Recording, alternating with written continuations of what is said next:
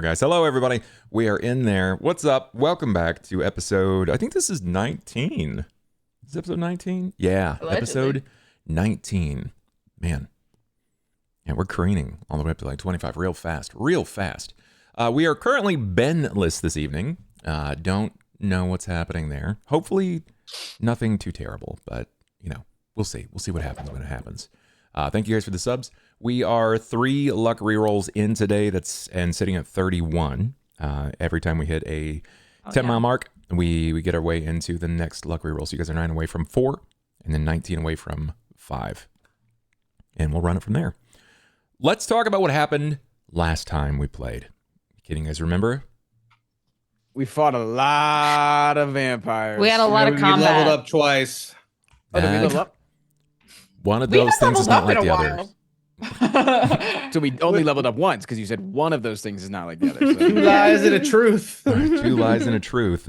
The lies are both the level ups, actually. Oh shit! Damn it. Yeah, you set yourself up, man. You played yourself. I'm sorry. I did. I'm sorry. I mean, technically, you guys aren't supposed to be this level yet. But What? Yeah, you're supposed to be level 4. Wait, but then why is it still so hard? Because everything scales to our level, we just have more options on what to do usually. Oh. It's like because the stronger we get, the stronger shit that gets thrown at us. You know. Yeah, you're a And we gamer, right? Yeah. You play video games. Resident Evil 7 killed the boss. What's the point of leveling up, bub? Well, I mean, so you can get more sweet abilities to use with your scarf, unless you don't want that. I just want magical items. I heard, and I'm trying to set that up, trying to make it happen. Are you? Yeah, I am. I want to see you guys succeed way more than I think you guys oftentimes want to see yourself succeed. Mm-hmm. I want to use see the a wild magic for tonight. Apparently, according to the person that kicked it over, for whatever I intend to use it for today. So it could be at the behest of the players, or at the behest of any villains that you might face. So, Guys, what if we just stay distracted for multiple hours and then we don't have to fight anything? Thoughts? I mean, you guys ended the session with one person unconscious. Your tank at that, unconscious. Yeah. Good job. True. Hey, only one person? That's good numbers. What the hell? Yeah. Yeah. Yeah, it is. Those are solid. Those are solid numbers. I mean, you guys didn't go completely unscathed. I think everybody got hit a little bit, right? Everybody was. I mean, maybe. Wait, no, it was Ivan. I don't know if Ivan got hit. No, I did not. Yeah, it's always that guy Pretty sure I that's did not. constantly staying in the back, running away from the fight every time. What's that about? Oh, in the back. More like stabbed in the back. What the hell is that? Yeah, I got hit once. Stabbed in the back, like you got like how I got stabbed when you killed me. Yeah, but that was in When- the back. That was When was the potentially last in front. time Ivan did a point of damage? I did a point of damage? Oh, did you? Okay. What? Good job. I handled 6 fucking vampires by myself. Yeah, and you ran to mommy.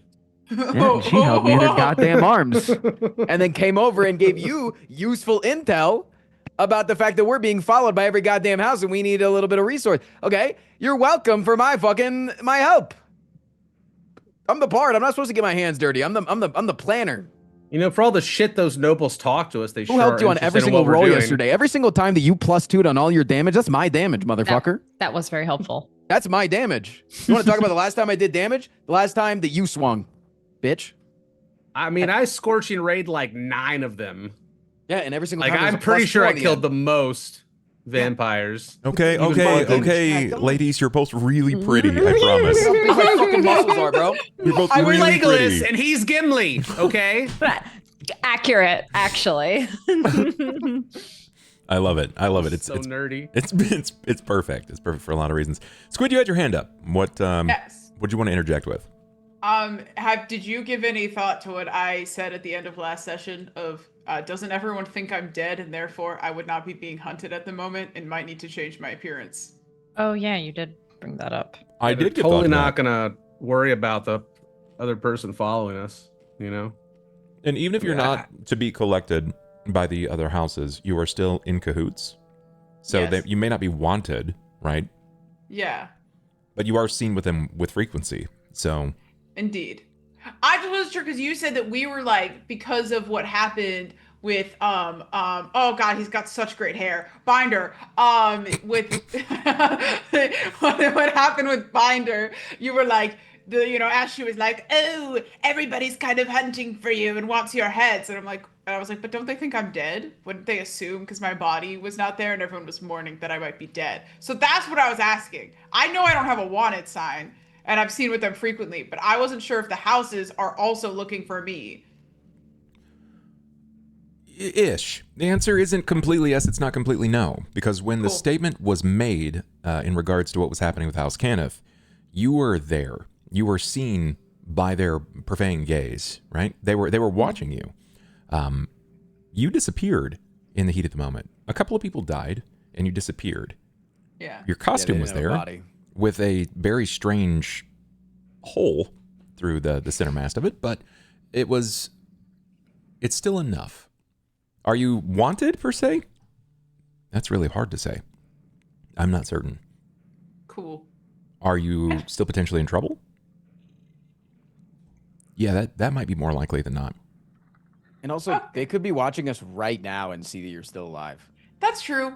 I just wasn't sure of the state of Yeah. my wantedness. I was just trying to get clarification. but- Because usually that's like the one thing I hold over y'all is that I don't have a wanted poster. True. Your thing is though is that you're asking, can I change, and they won't know who I am.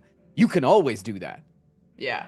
You can do that right now. You don't have to have died first. Like, Well, it's just like, should that be a priority of like, oh fuck, I don't want to get caught, That's all. I was just checking with the wolves.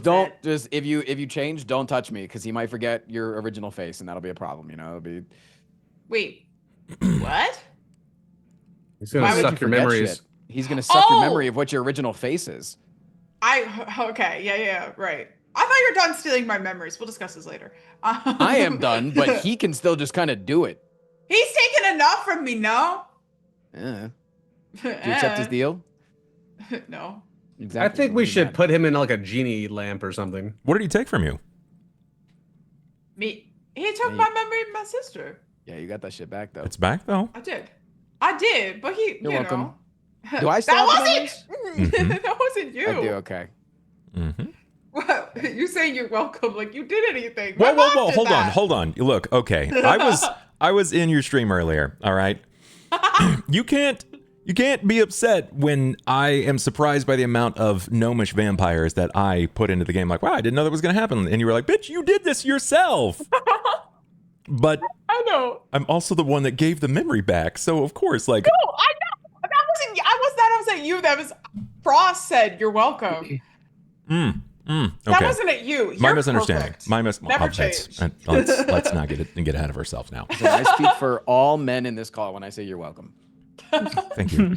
Thank you for speaking for me. I appreciate that. There was a fight. Way worse than this. Way worse. There were between 20 and 25 fresh turned feral gnomes. Yeah. It's crazy that they were gnomes too. Like that's Yeah. I like- visualizing these feral gnomes, actually. because like if somebody's coming at me and they're around my height, it's easy to like clothesline off their head from getting to me. Yeah. But if they're coming at like belly button height, I gotta like double hand their shoulders, to stop them from biting me. It's like it's a different. Can you fight 24th graders? They're Not- all hopped Not up on undead cocaine. ones. Yeah. They That can don't- regenerate. They're stronger. It's like That's all 20 fourth graders? Oompa-Loompas. Like that's Thank you. That is the best mental headcanon going forward. I mean, you're in a gnomish town, right? So it's not like he's going to specifically turn just the humans. The human population is very, very small. On top of that, they're everywhere. They were partying, right? They didn't get invited to the ball like you guys, but they were having a good time. And the dullards and the drunks are the easiest to pick up. So it was just a quick move to hit everyone. It wasn't even like a prolonged feed. People he actually bit. More. There's more than the few that you hit, but Well, no, I mean like because some of them presumably bit others, right? It was Yes. spread. It was like a small spread before the elder blood came out. So Right. You guys did find out about that, or at least what you believe is interesting information about Von Ear. mm-hmm. What do you remember? He's an elder. He's like I don't know if Ivan knows what that means, but above board it means like 1,000 years old at least, and that their blood attracts other vampires. No, but wasn't he also like the head of what's your girlfriend's name? Last name? House name? House Denaeth. House Yeah, Danaeus. House Denaeth. Yeah, he's Oh. also Yeah. Right off He's the like- dome. He's Learning the it. founder. Legend. yeah, he's the Shit. founder of House Denaeth. Yeah. Yeah. So But, like, you know, it sounds like a pretty common name, honestly, like Von Ear. Like other people probably got that name, right? I'm sure. Yeah, it's like Max in that universe. Met a lot of Maxes. And yeah. No, yeah. Yeah. You know, I have an NPC Bible here for every NPC that you guys have met. And I don't remember a single Max. okay. I'm killing off my character, coming back as Max. And Heard. Okay. All right. Okay. Yeah, you guys, you did. You got into a bit of a prolonged fight, but before it moved into that fight, we saw everyone sort of split up. You guys moved in different directions. You had different objectives that you wanted to accomplish. You gained passage aboard the lightning rail. At least that was the plan. Everyone decided to split ways for different objectives. We witnessed Ivan trailing off first, where we may have what I thought I was going to witness, just a flagrant NPC murder, just right in the middle of an alley. It was intense. It was intense. I pick up the gnome who's clearly been bleeding. I carry him into the alley, and I want to know where's your headcanon going with that? Like, I paint know I this had to picture kill for him, me. and everybody in the call was like, "You don't know how vampires work." And then everybody, 5 minutes later, is like, "Sorry, you know how They don't like vampires work." fire, apparently. Yeah. They do Yeah. not like fire. That is accurate. It was just crazy. Everybody was like, "You're being mean to that person. You can save him." And I'm like, "No, just fucking kill him. It's okay. He doesn't feel pain right now." He tried to bite that healer you took him to. Yeah, that was the first time I witnessed both of our femmes here panic in real life. You both did. Like, you objectively all lurched back in your seat and like, I don't like that. I don't like that. It was Over it what? was at the church when the clergyman Oh yeah. was almost bit and you dove between them, and you moved in the step between, right? You got in between them, and you felt his lip like rake across your skin. Yeah, that was great. That was excellent stuff. And then the most brutal violence I think I've ever seen Sera personally handle. It was pretty badass. it was so badass. Disgusting, man. It was intense. Just ripping his head off from his jaw. Yeah. Split the skin, tearing the head off, and before the head even fell to the ground, the body was burned by your flaming arm. Yeah. That was pretty awesome. It's got to I be must like a metal album cover somewhere. Like, I feel Yeah. that is a very important scene. They said that they were going to report this because that's when we saw the turn. But if we dial it back just a hair, we had two people together. We had Squid and we had Tracy. You were both together. You went back to discuss information about Cohen, correct? You wanted to find out a bit about Cohen. Yeah, Yeah. we were trying to find what hospital he was at so we could. Yes, we could visit him and say goodbye before we venture across the country. Make sure he's okay. I was there for moral support. I like to think that as we like rushed out of the hospital, it like did like a bird's eye view, and we were like one room over from him. You were. And then you got pulled back away. God damn it. You actually, Yeah. you were so close. Like, it was crazy how close you actually. You didn't even make it into a room. Is the interesting thing. You basically got guided right to the pews. So you missed him, yeah. But he was there. Saved was his there. life. Your attention was sort of split, but Naya provided you something. She gave you. She even spoke to you, Sera. What did she give you? What did she do? She she asked how she could help because I think she felt a bit of remorse for everything that happened and was coming to realize that like she can help. And so she gave me a like paper that was like a permission for us to get access to, like, we won't have any issues entering certain cities and things like that is essentially what this Started with paper an does. A. Yeah. Eberron, Aberdale, Aberdeen, something. On there. Yes. On there. Aubergine. I was hitting right around there. It was Yeah. close. You have two rival nations led by the monarchy, and one is a Breland, which you are aware that Breland is guided by a privatized sect of individuals. They call themselves the Black Lanterns, or the Dark Lanterns, if you will, excuse me. You met them.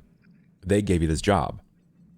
Nea said that her loyalty was to Onder, that she was an operative for the Royal Eyes, and that she had a friend that was there by the name of Mina, and Mina had been killed. Right. Yeah. She felt a lot of remorse about that. She did, in fact, because it went belly up. Not the way that she anticipated that going. She gave you the paperwork. It was basically passage. Guarantee that through any Onder port, that with her signature and the stamp, and basically it was the Royal Eyes of Onder pendant, or like a brooch, excuse me, that you would be able to get access without anyone stopping you as you pass through those gates. There was nothing that they could do. Yep. Which is pretty nice. That's where we very helpful. We're clouded up. convened back. You moved back to this point to, what was the name of the hospital? Do you remember?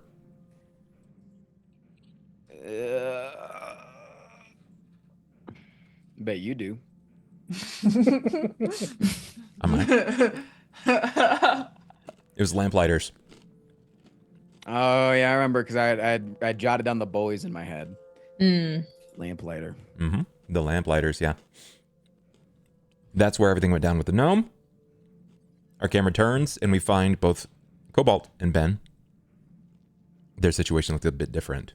What did that look like from the angle of your characters, Cobalt? We were just gonna go check on good old Gunny and the horses, and we're just walking down the alley, and there's like a body laying in the middle of the floor, and then Anju's like, "I'm very perceptive. I'm Anju," and he sensed that there were many other creatures lurking in the shadows, waiting for us to approach this body to like check on it. Yeah. And then we decided to go a different way, and then like the body got up and came behind us, and some other vampires came in front of us, and we were starting to get, how did we get rid of them? Did we just run? I forget. We didn't kill them. Vonier did the Oh, right. Yeah, They ran off. Call. You guys were gonna be fucked. Yeah. You like not addressing that initial body, just like you like walked past, and then they all slowly like caved in around you. Yeah. Like, you were surrounded by like 12 vampires. Yeah, it was particularly bad. Guys are so... Well, Anju would have been fucked. I have Dimension Door scroll. So Did he not walk through your door? well, he can. Would you have closed it behind yourself? I have to let him, I believe. I love the head tilt and eye roll with it. It's so good. He'd like put his head through and say, "Apologize for everything you said about me." Oh man. I've already saved his life like 12 times, okay? How many times? No, but yeah, then so we were like, oh shit's going down. And then they were like, he was like, we should find the others. And I'm like, they'll probably be where the vampires are going. Like, if I had to make an educated guess with our party members, and they're usually in the center of the trouble, wherever we're at. So we followed where the vampires went, and then we heard Frost screaming, as he does. Ivan screaming. So That's my shit. Yeah. Yeah. I'd be screaming. You know me. What did Ivan scream? What was he yelling? Something about, I don't even remember. Trust What and was trust. he screaming? Oh yeah. He was doing the trust. Their slogan and trying to get everybody like evacuated and stuff. And they fucking did. Yeah. Where's that trust at, by the way? There's some vampires walking around. You'll see. Where are they at? You'll see. Okay. You'll see. Okay. Ominous. How did the fight go down? Give me a summary, a summarization of how that went.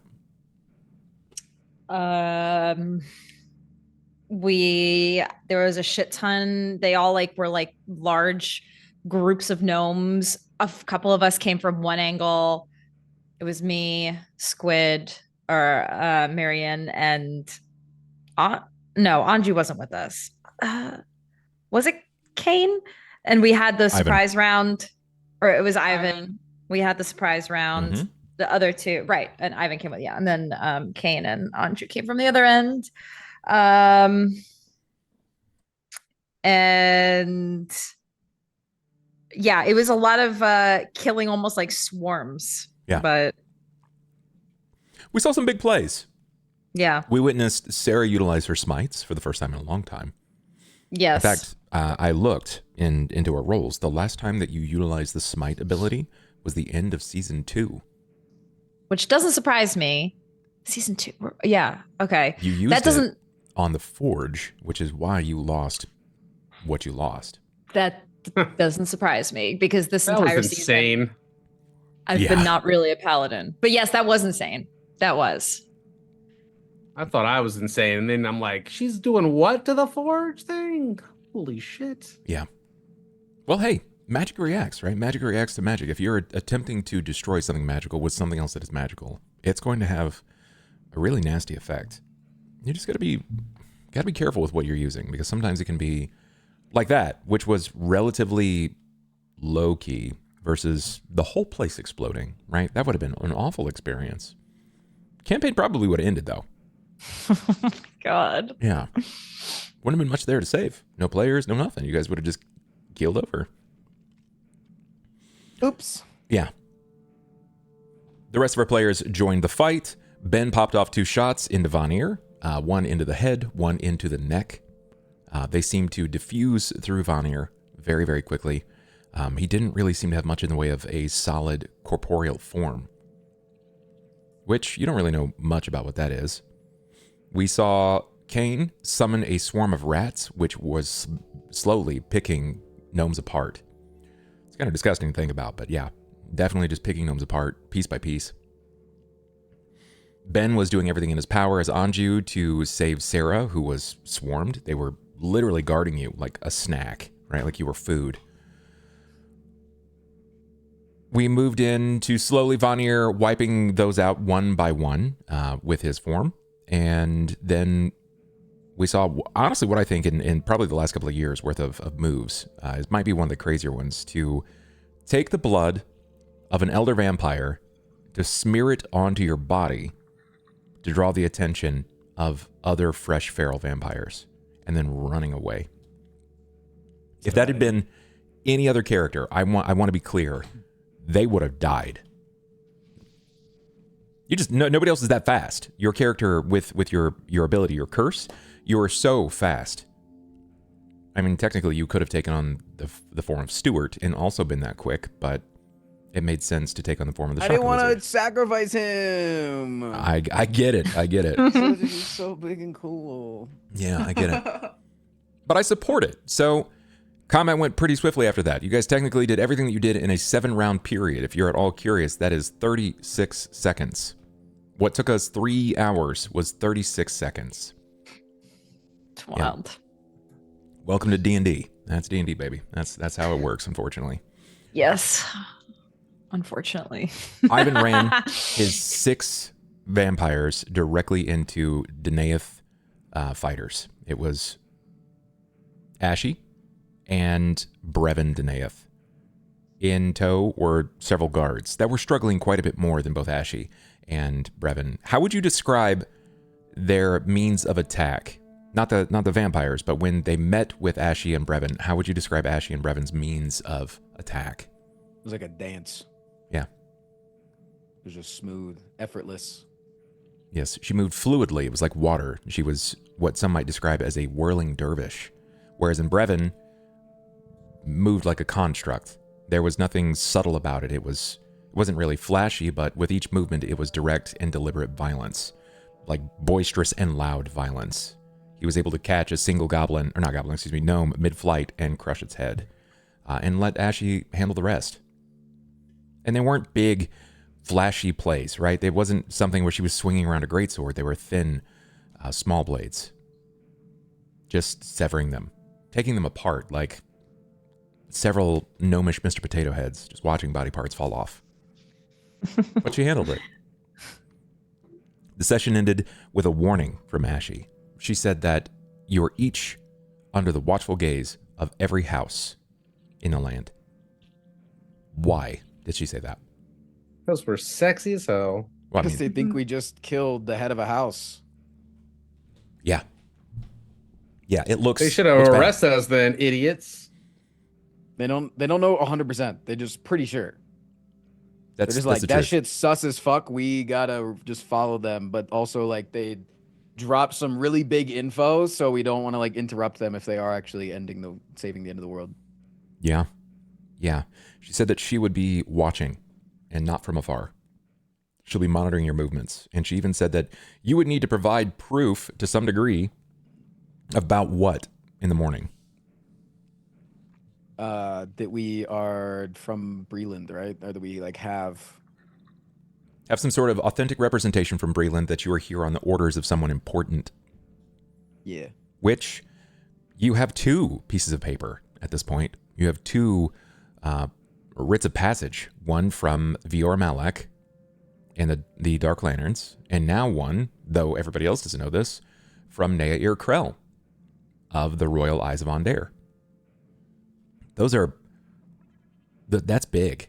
That's big. You have basically free passage throughout the continent without anyone being able to stop don't you. give them so that Ashley follows us, because, like, this is probably how Sera felt in, like, campaign 1 when she had her little dark boy following us everywhere, you know? Like, When you say free, hey, speaking of Sarah's Dark Boys, when are we gonna get the OG assassin back? Your guess is as good as mine. Your inquiry Waiting. is as pertinent as mine. I don't know. Well, above He's board, like the Hal is in a really sweet spot because he was going to be punished for mixing business with pleasure. But now the person that's going to punish him is dead. oops. Yeah. So Hal might be back around. Who's to say Hal hasn't been here the entire time? It's Hal true. doesn't lead the house. I hate that shit. He Anju's could. gonna be so mad. bro cannot get a leg up in this race. No, he can't. Cohen described it as like a power vacuum, right? Like, he's Yeah. like, everybody's just and so if Cohen is not there to usurp the role of binder because he's incapacitated, Yep. somebody else is gonna take on the role. They're not gonna let that seat sit. No. So it could be Hal. True. It's true. Fine. In the course of an evening, you guys named House Cannith as part of the reason that the war started and declared that they were stealing souls from the plane of the dead. And then 15 minutes later, laying at your feet, was the patriarch of House Thorani. You guys are like on the most wanted list at this point. Though they do not have a smoking gun. Just everywhere you go, smoke follows. So it looks dangerous. That's It looks my really, fault, guys. really rough. I got the smoky demon in me, so my bad. Sorry. Not Sorry wrong. about that. That's my fault. Not wrong. There was one final scene before we trailed off. What happened? How did the session end? I thought it was with the Ashy shit. Was No. it not? Does anybody remember? I was so dosed out. I was late. Yeah. A message arrived by Red Ribbon Courier. Yeah. Lucan has Oh, he has Lucan has blink. Right. Which is like, dude, honestly, you're so fucking cocky, man. You knew that we were good enough to handle your vampies. Cause like, why would you send me the message if you're trying to distract from you're trying to distract us with the vampies? Because he was trying to slow us down. He wasn't trying to kill us. It bought him the time that he needed to go a different direction. It got us off his trail. It wasn't about killing us. It was about buying himself time. Mm. And sending a message. Yeah, you guys made Well, it. good thing I don't give a shit about Blink. Good thing I can't read. True though, true. Even if you couldn't read, you would recognize that eye patch from anywhere. True. Yeah. So the session ended there. I even went as far as to name the last session after what you had declared that as. That he made it personal. So last episode was dubbed Personal Stakes. So we pick up there. Our session begins with Ivan collapsing the letter. Do you think he would be holding on to the to Blink's personal effects? Yeah. Okay. I still have Marian's ring on, by the way. I forgot about that. You collapse the letter in your hands. So he's made it personal. Ashy has declared that you must meet her in the morning, even just outside of the lightning rail, that she'll be waiting and she'll be there earlier than you, guaranteed.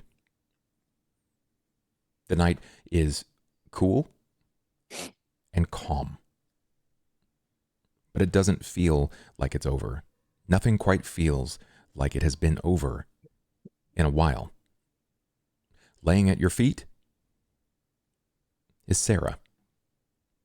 Her fiery flaming arm seems to have gone out. There's nothing there. The dress dangles right over the shoulder where she might have that arm, where you expect to see the twisting and gnarling of these silver chains and the ashen love letters permanently burning. Nothing. She lie unconscious. Variety of cuts and bites across the body. But you're certain she's fine. Or she'll be fine. Anju is an emotional mess. He's not quite intoxicated anymore, courtesy of the Patriarch of House Jarasco. But he's kind of wishing he still had the bottle. Mixed feelings and emotion toiled together with rage and blood. You're left here to the night air of Trollenport. The sun has long since fallen, but you're aware of that. We pick up right there in that moment. The stage is yours.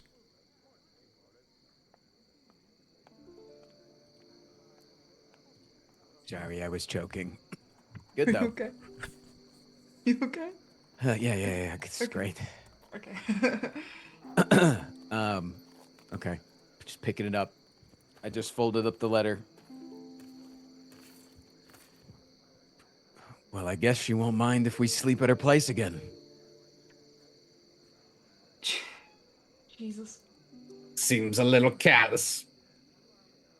We need rest before what's coming. We need to get Sera Sleep on to the lightning rail. That's Are true. we- We do have the rooms. Do we even take the lightning rail anymore? Do we even know if he's going to be on it? It's the fastest way there, so no matter what, we'll meet him He's there. a vampire. He has lots of time. I just... So many innocent people just got turned into vampires and died. So I'm just a little nervous of what he's going to do on the way there. Yeah. Well, maybe he'll get desperate, and he'll show us where he really is. But right now, that's our only option. We know where he's going, so we just have to head in that direction. And if he cares to try to slow us down, he will fail again. That much we know. We failed to kill him at the ball, and look how much trouble that got us into.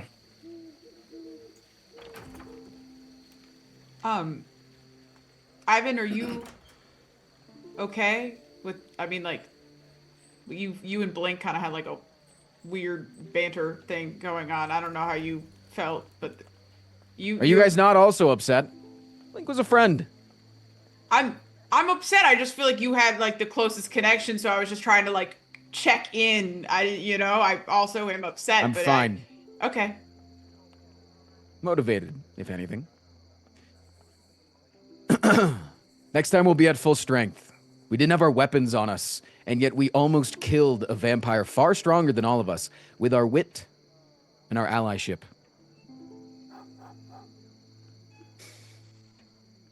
See the motivation. Imagine if Sera had a weapon. Imagine if you weren't on the ground, covered in, it was just water, but embarrassment, let's say. Imagine if Anju wasn't blindsided by him, invisible and poisoned, and fought against us. I fought against you for a moment. Cain, you did great. Thank you. I mean, you kind of have all your wares on you except a few scrolls, so it's... I think if we come at it with all of our power, that buddy doesn't stand a chance. Because guess what? If he's given us time from here to there, it's only time to get stronger. And he's got to move faster than us. If he's not going to be on the lightning rail, that means he won't have as much time to get stronger. It should be easy to find him. We'll just follow the trail of corpses. So, prior to us following that trail, do we maybe get Sera in the hospital and wake her up, or how are we feeling about the Sera laying here unconscious in front of us situation? Have we done a heal check on her yet? We know that she's okay, right? Yeah. We know that she's okay. She'll be okay. I'm just KO'd kind of thing. Yeah. I can stabilize her, and then rest is the best. Now I know above board, everybody has used many of their spells. You don't really have a lot left.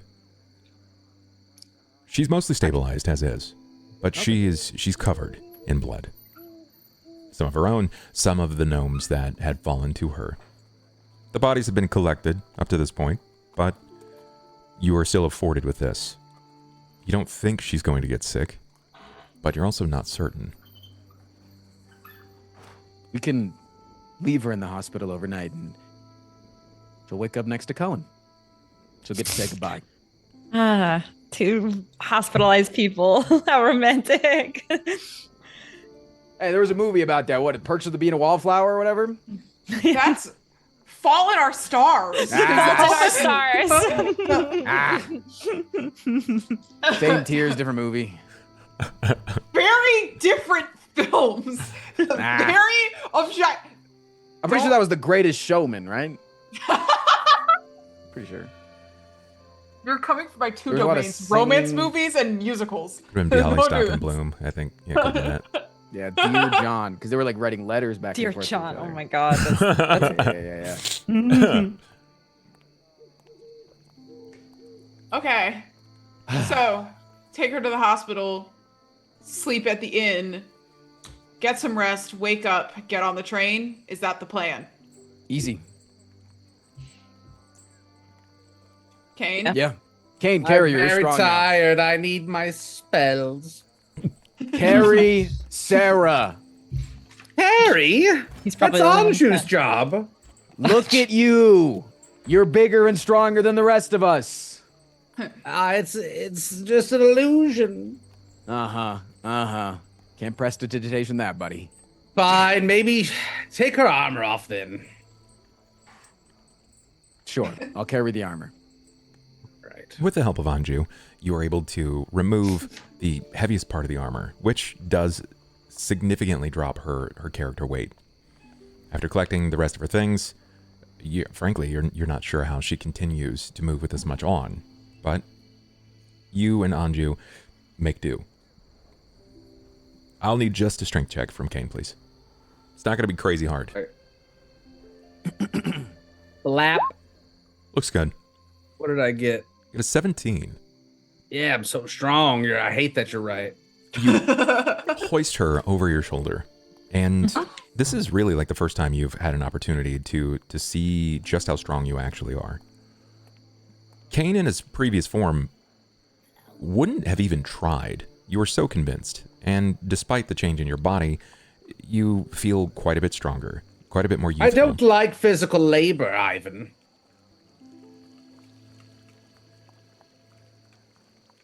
cool.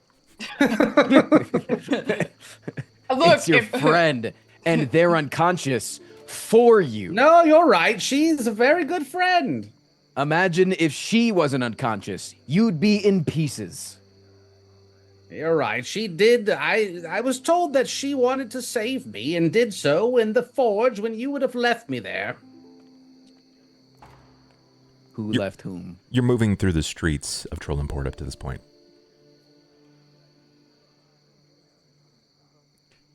Can continue. I've got her. What do you want? If you wanted to keep talking, I'm just saying that you guys are. I'm treating you as moving.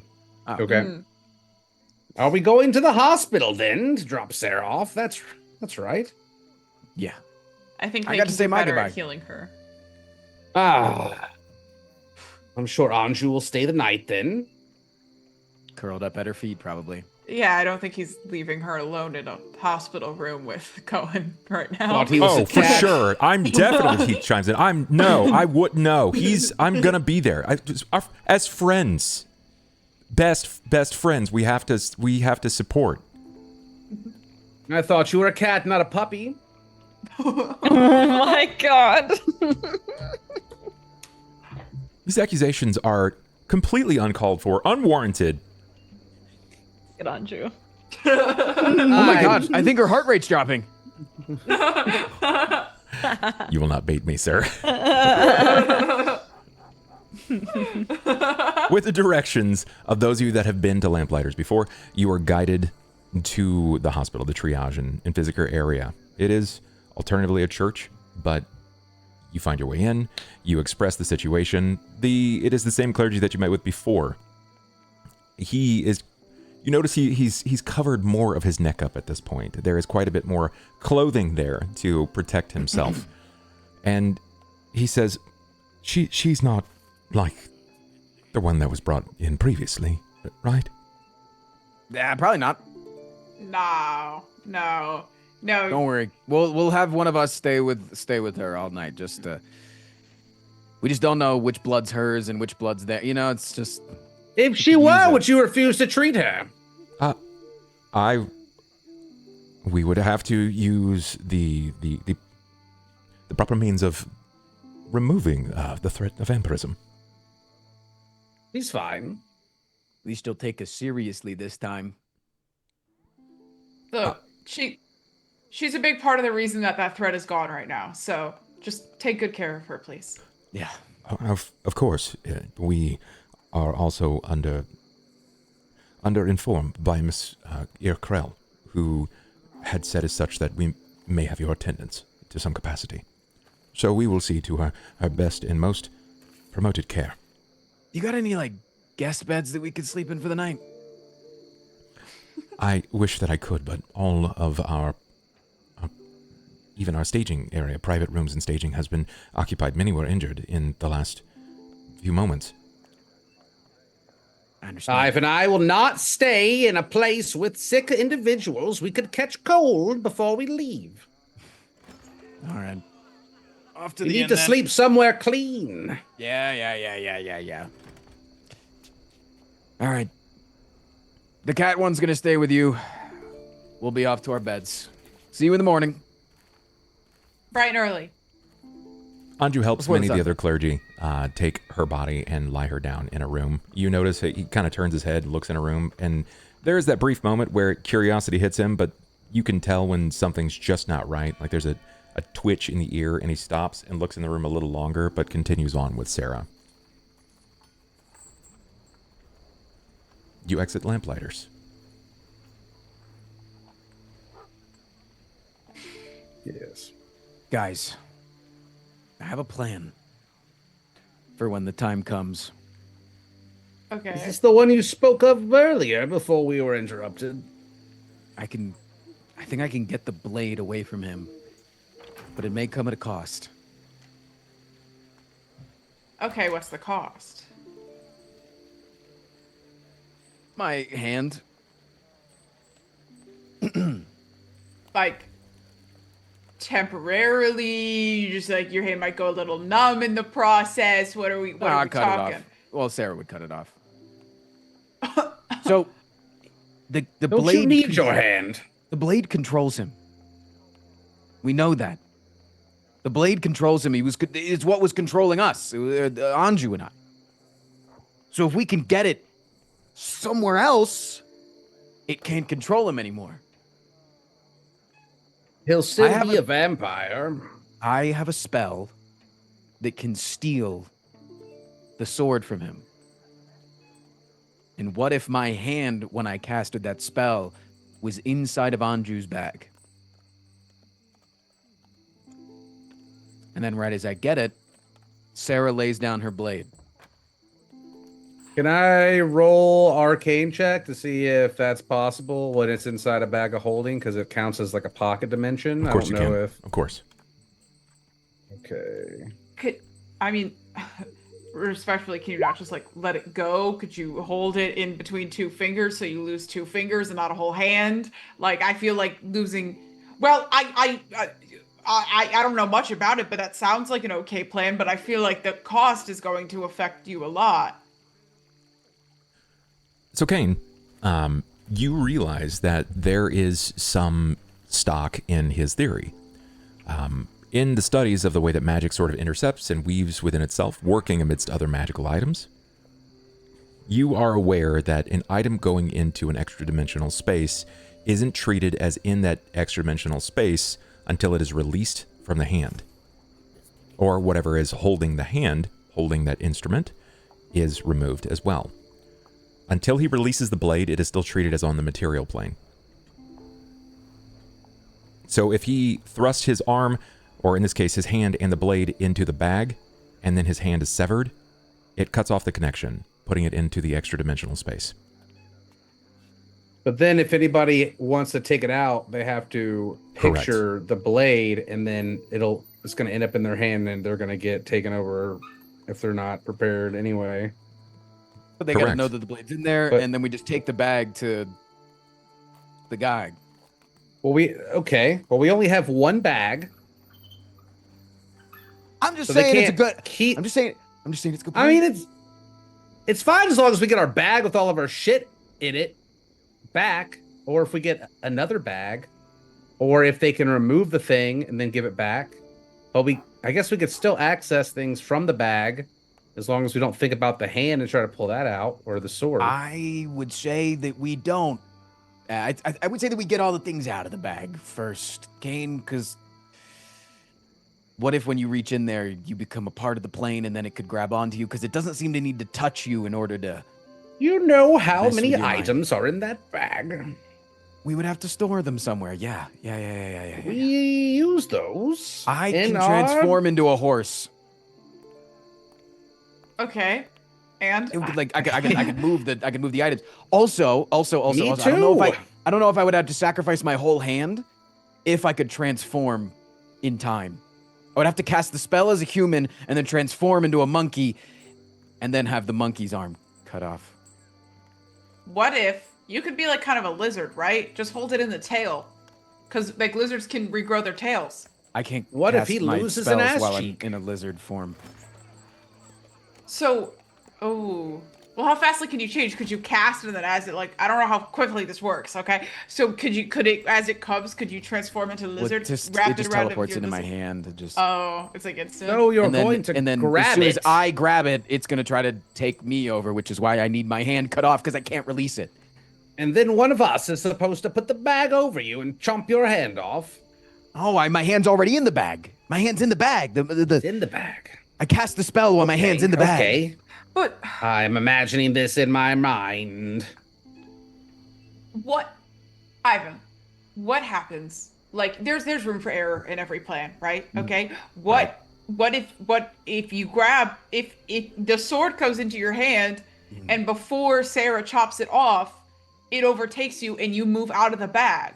Now we're fighting you. She has to be fast enough. We rely on each other all the time. Why can't I rely on her to do that right?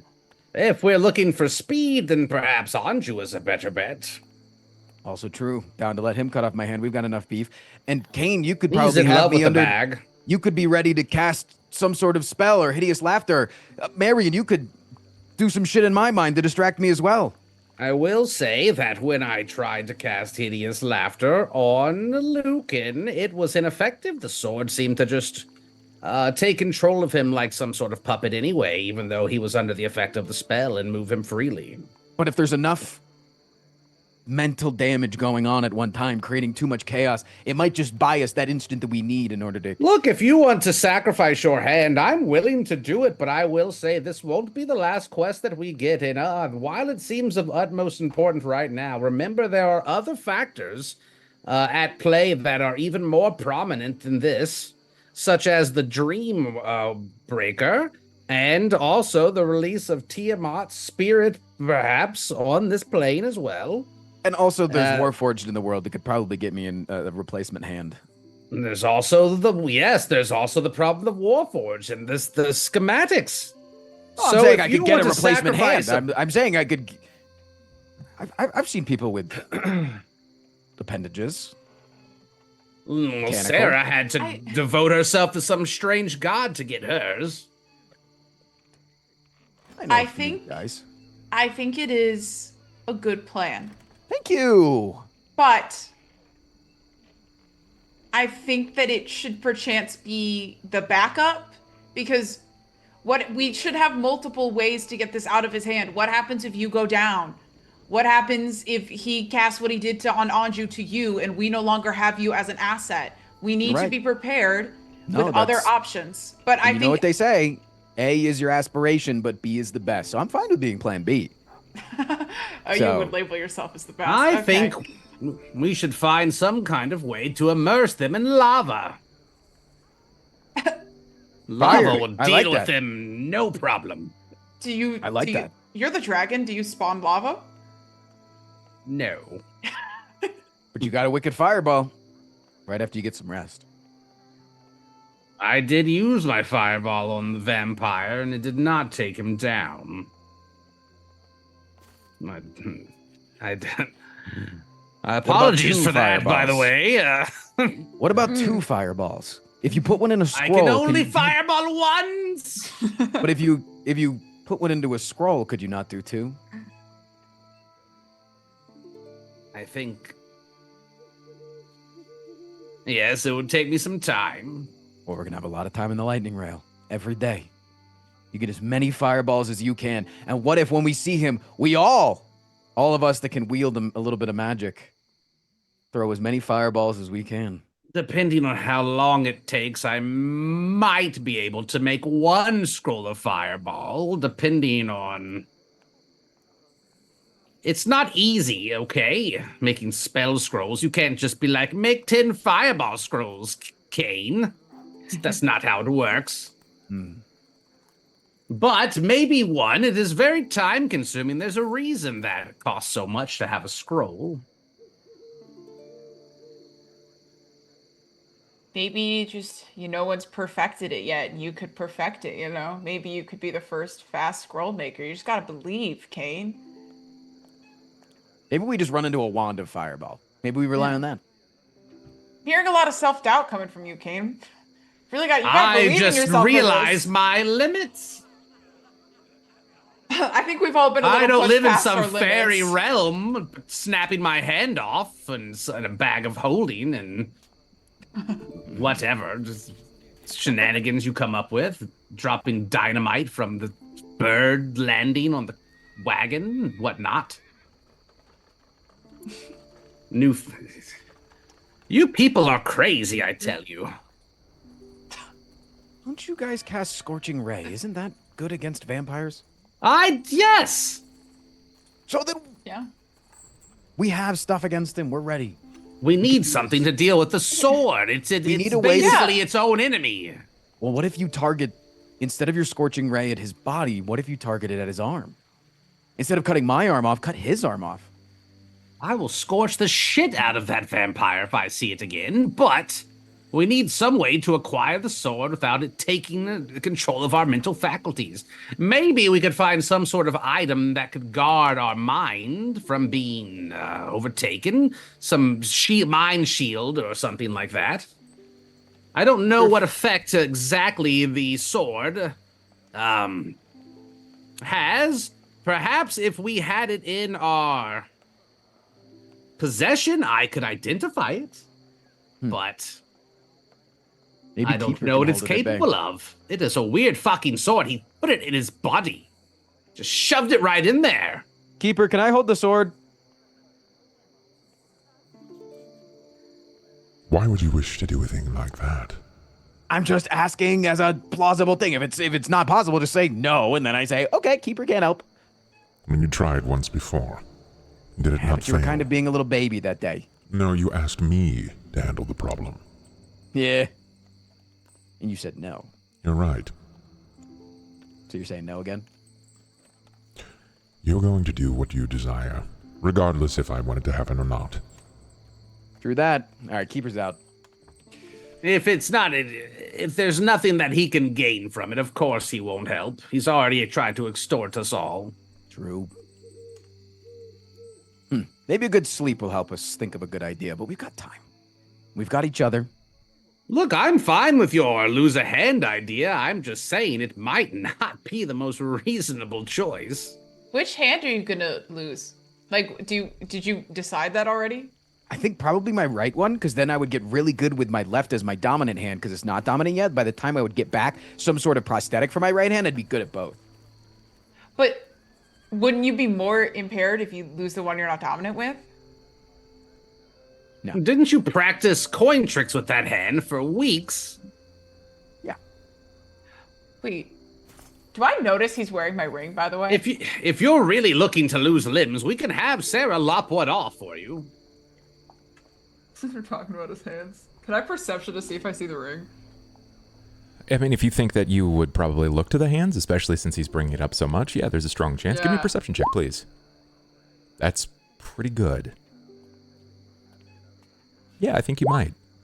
Okay. Ivan, are you wearing my ring? Did you go through my stuff? What? Ivan quickly pulls his hand back very rapidly. Oh, I thought you were dead, and And I so you- got emotional. So you robbed me. What? Looted is a more capable word, which honestly Cain was trying to do, but I looted Binder, tried to have. You don't know that? Did you loot my body? no, I didn't loot your body. Technically, back to the I looted inn your body. I got crying. the finger. I was crying back at the inn, and I wanted a piece of you to take with me because I was gonna miss. You want it back? You crying?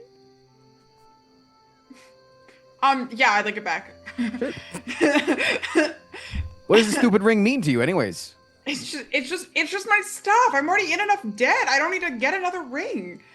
And I'll buy you a ring, Marian. Really? Yeah, Oh. why not? You flirt with anybody.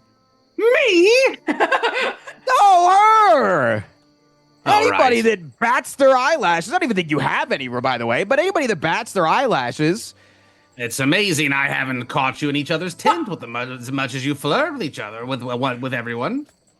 What?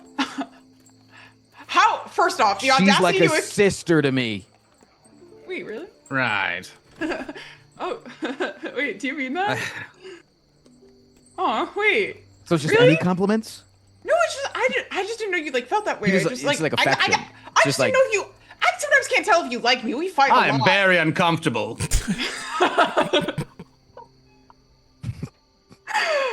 Do you have eyelashes? Cain? No, I'm hairless. Oh. Are I eyelashes miss my hair. I'm like feeling my own eyelashes. Yeah, it's kind of hairy. Do you Yeah, guys- it's does hair. Cain, does science say that this is hair? I'm not a man of science. I'm a man of magic. Yes. You're literally a man of science. You say it every day. Well, there is a fine line between science and magic sometimes. What's the magic on hair? If it's so magical, grow some fucking hair. I can do an illusion. So you can grow hair, but you can't make a fireball scroll? I can make one. I said it would take a while. It just seems like you felt easier for you to like spawn the hair than it did like to make a fireball. So It's an illusion. I'm just trying to understand your limits, Cain. We're getting very off topic. Sarah's practically dead. Okay. We did everything we could. We can't have a few jokes about your baldness. Not bald. I believe this is how Dragonborns are. I'm not quite certain. Bald. You have no hair, therefore you're bald. I miss my definitively. beard. Scientifically, you're bald.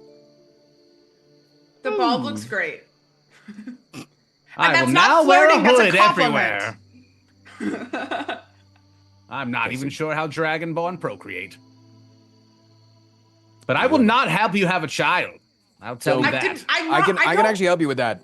You have a vent, and inside the vent is both your anus, but also a hemi-penis. I It's don't shaped think like I have Y. a cloaca. You have a cloaca. You're I a. don't think so. Oh That's- my god. I don't like this. I had a couple of dragons growing up. It's Oh. Sorry? You just multiple things there just transpired. I don't want your kids, number one. Number two, what the fuck do you mean you had dragons as a kid? bearded dragons, tiny Oh. little animals. Yeah. I thought you meant like an actual dragon. Like a big dragon that you just like, I don't know, like took You on can't a control walk. those. Those are like giant sentient beings that are usually after massive amounts of evil. How could I just Yeah. have one as a pet? That doesn't even make That's any sense. that's It would be why the I was size of a fucking confused. mountain. That's And why you I think was that I'm just gonna be confused, like, yeah, I Isaac. kept it in my fucking backyard, and I had a little house for it. Oh, I had No like wonder a Sasha clutch doesn't of bearded like you. dragons.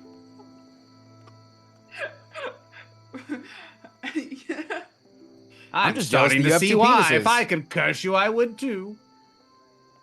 Just when you find your two penises, just let me know. I will look later. Science, man, is curious now. On that note, I am not sharing a room with Cain. You two can share tonight.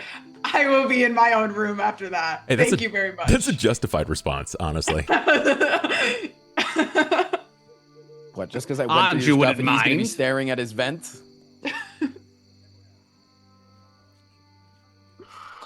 Oh God. Okay, so are we going to bed, or are we gonna continue to bicker through the night? This is just until we get back to the inn. I mean, we can walk faster. You want to run? We want to race? You are not far. It's within a corner away. You could turn and take maybe 60 steps, and you'll be in front of the Leaky Quill. I bet I can beat you there, Marian. Yeah, you have a fast form, but I wasn't if gonna use that. I was gonna. Okay, fine. That'd be cheating. Okay, let's race then. I'm in. All right, Cain, are you in? Okay. No, I'm very wounded. Ah, idiot. All right, let's race. Okay. Cain, start us off. 3, 2, 1, go. Wait, can I roll for agility? Because I feel like she's gonna trip. And I think Yeah. that's What do we? kind of- What do Are we? you, are roll, you Bo? moving at, like, are you literally just wind sprinting? You're just going as fast as you can? Yeah. Sure. It is cobbled and somewhat rocky terrain. It's not completely flat. Let's go reflex. We'll do 2 reflex saves. Your DCs for each are 14. So there's your first. I knew it. I knew it. I had a feeling I don't roll well. Eat my dust, bitches. Cain actually was participating. He just didn't want to say. He said go, but was already running as you guys were waiting. It's perfect. No, you do. You race. You run as fast as you can, and you're taking this with ease. Part of you wants to use the shocker lizard form, but you don't. And she's saying the entire time that she's just gonna eat it, that she's gonna fall, but she's trying. And sure enough, about 30 paces out from the door of the Leaky Quill, her foot, the front of her foot, manages to catch a stone that's just up enough. You hear the plant of her boot into it. She sort of kicks up, but she does not save. Ivan will like immediately all of the fun will fall from his face, and he's gonna go, Marian! And he's gonna run over and actually immediately cast Cure Light Wounds. Oh, did I take damage?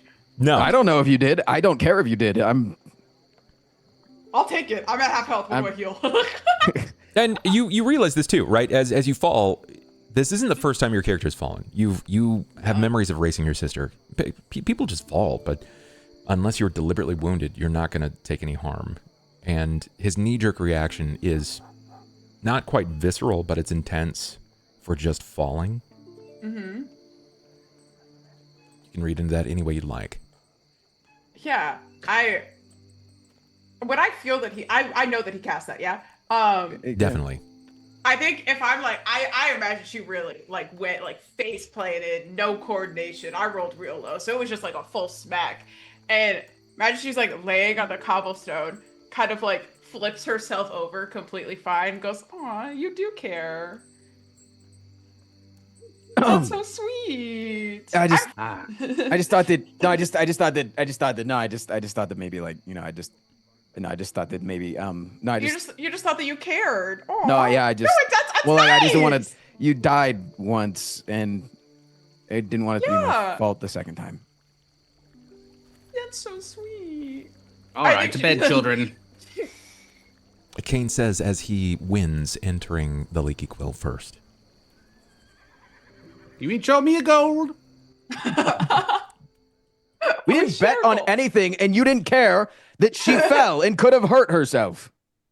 And the gold isn't for the race, it's for putting up with your dribbling babble.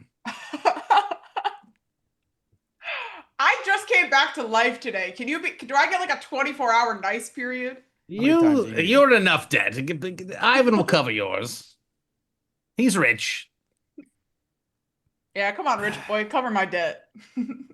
All right, you're a man that shows a little bit of femininity, and all of a sudden you're just immediately bullied into the ground, huh?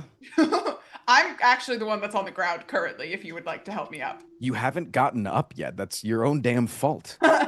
You seem to like the floor. Cain, as you're holding the door, you can hear them bicker.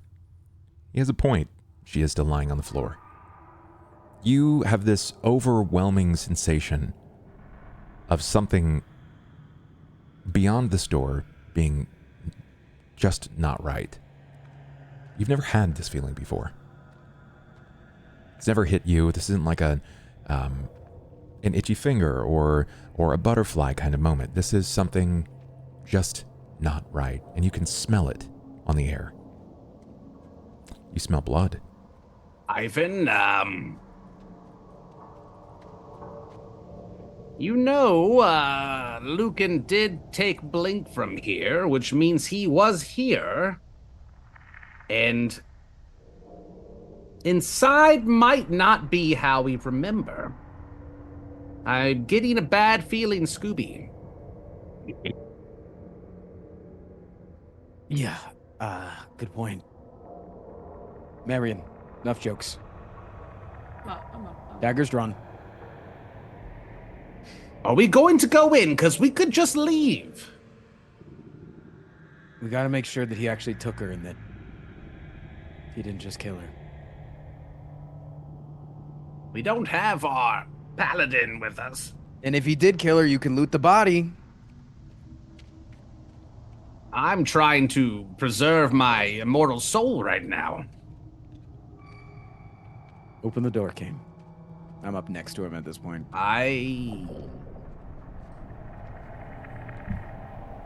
The door swings. I will not. The rest of the way. And as you hear as it slides open, Keeper comes to mind. There is something here, not unlike what you've already encountered. More vampires in here. From what I can tell, yes. Bonnier said he was going to take care of the rest of them. You believe everything that's told to you. Might I propose that we burn this place to the ground and go somewhere else?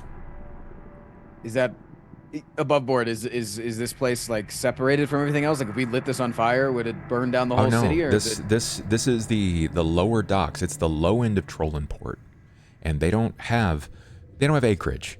It's a shanty town right here. You burn this building down, you're burning down all of the vagrants that come here to sleep.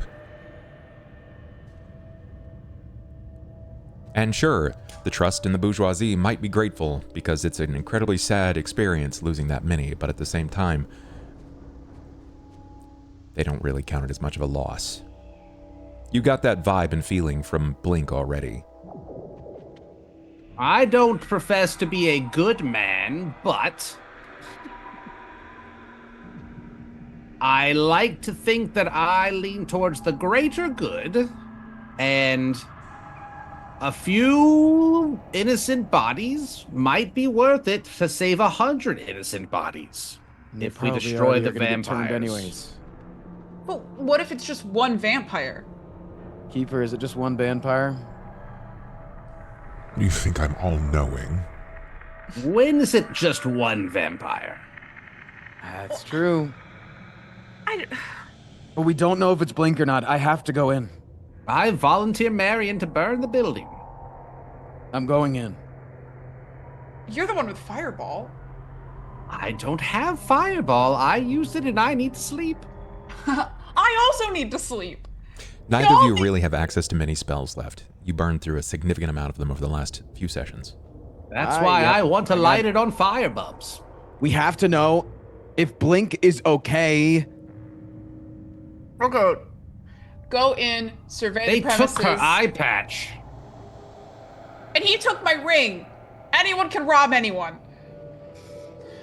So, go in. Two idiots. Bub, can I do a memory test? Do vampires have do they give off a specific smell? No, so far as you are aware, they do not give off a specific smell. Then how do they tell if another one is a vampire? It's like an animal senses, right? You aren't entirely certain, but there is like a language in Undeath. It's called gutter speak, and it's not even something that needs to be normally heard by the living, because you can't legally, the way that it was written in previous editions, and I've liked that I've stuck with it. Gutter speak is something you learn the moment you die. It can't be taught. I can't impersonate a vampire. Correct. Yeah. I have to go in. You're a blank body. Blank bodies recognize that they're blank bodies. I have to make sure. I can't not. I'm sorry.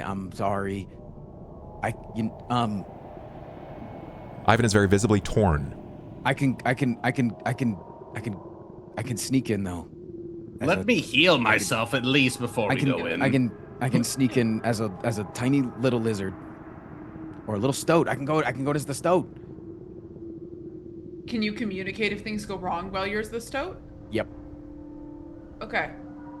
How much did I heal from him casting cure like 4 wounds on me?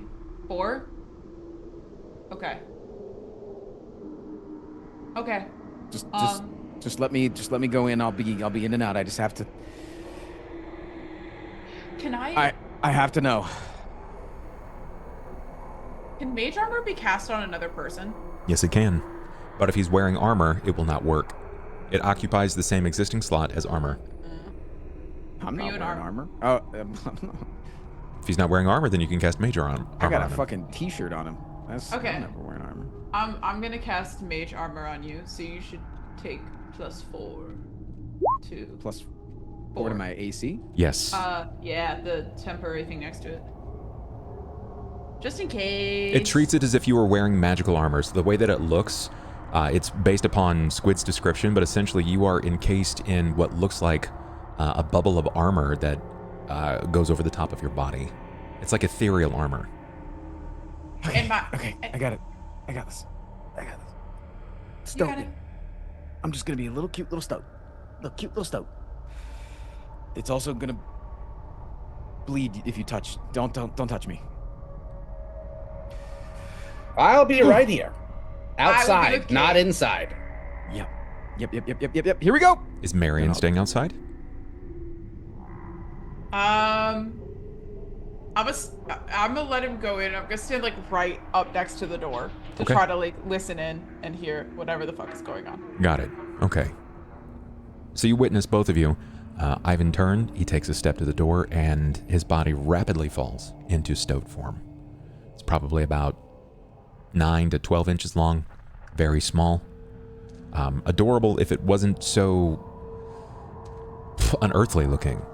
With every step, it leaves behind this singeing, like tar-like ichor that tries to take anything that it can off of the stone. You see with each step, this fluid, as it hits the wood inside, it seems to sear away the imprint of the stoat in the wood. And you quietly creep and climb your way into the building. Where would you like to go? I'm gonna first check behind the bar and then go to Blink's quarters. Give me perception, please. Sure. Perception. As you step into the building, the primary area, the dining area itself, seems to be fine. Nothing seems to be out of sorts so far as you can tell. But it quickly changes as you move behind the bar. Blink was diligent and careful. She didn't spill or break bottles, not without intention. There are 3 broken bottles, and there is a large amount of alcohol that seems to saturate the wooden floorboards. You don't see any blood, but you still smell it. You move back behind the curtain where her cook is, where she said that she has a room, passes through the kitchen. There are broken plates, some of which may have happened from any of the tenants in this location, but some of them very deliberately smashed into the wall. You move back to a single door to a small room, probably no more than an 8x8, which to us is not very large, but to a gnome, it's sizable. And it looks like whatever scuttle or tussle happened just in the door. You can't see much more into the room, even with your vision. It's not as if something's blocking it, but it's clear that Blink never made it to her room. Because when you look back down the path that you didn't take around the kitchen, there's drops of blood. It's leading away from her room. You follow it out of the kitchen, and it dances next to the balcony of the stairs itself. You notice that several of the tined arms that lead its way up to the banister top have been shattered.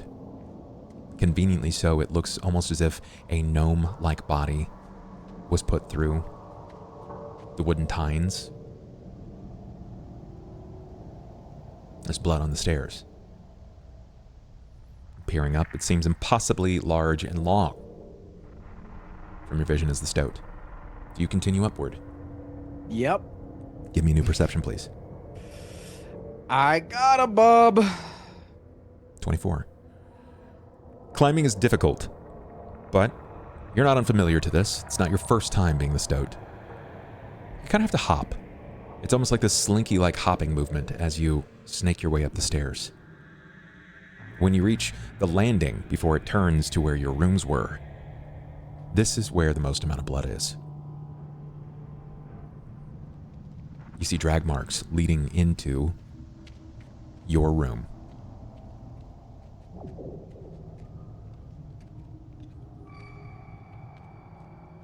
I'm going in, if that's your question.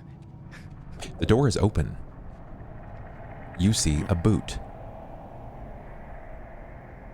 Not a gnomish boot. Medium-sized man's boot, so far as you can tell. Do you investigate closer? Do you call out? Do you turn around? Is that where, like, the blood seems to be accumulating? Not necessarily. It looks like this person...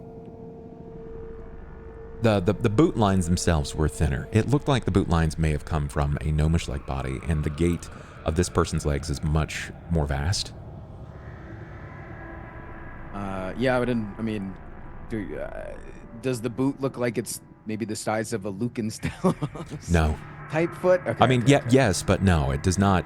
It is not Lucan's. Yeah. Lucan is very, very finely dressed. Everything is deliberate. These boots are war. Time and wear and hard work have tapered the leather of this boot very, very thin. You continue to move forward. Yep. The smell of blood is pervasive. It blocks up every other part of your oral cavity. You're afraid of what you might see. You believe you see the body of a medium-sized person, knowing full well that Blink could also be in this room, dead next to this man. But when you begin to sneak, if you do so, I would. give me a sneak. I'm gonna use one of my re-rolls. I thought you Much might. better. From an 8 to a 26. You remember this particular step earlier, that it didn't take much. Even Blink stepping on it was enough to cause it to creak endlessly, and despite your weight differences, you decide to turn and veer away from that particular plank. You round it, and you make your way just beyond the boot of the man, and you peer into the room as far as you can, without climbing atop the body or rounding to the other side. This is very much the scene of a crime, though you're not sure who perpetuated it. You hear no breathing. It is very dark. There is no light up here. There was no window. It's just very dark. Do you round the rest away the body? Or do you retreat? Yeah. I gotta know, bub. You round the body. You begin to enter the room. And you feel it before you can see it. Blood. You step into it. And despite your silence, that fluid that steps down, it begins to singe away at the coagulated blood that has begun to pool and dry up. This is recent, Ivan. It's warm. But the man's body also smells like alcohol.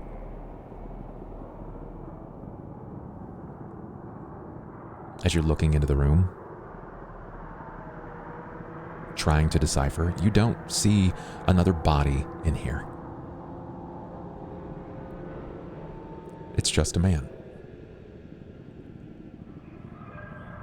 His throat has been torn out in vicious pattern, not like what you saw on the gnomes. Not like what you saw on Binder. This looks like the attack of an animal.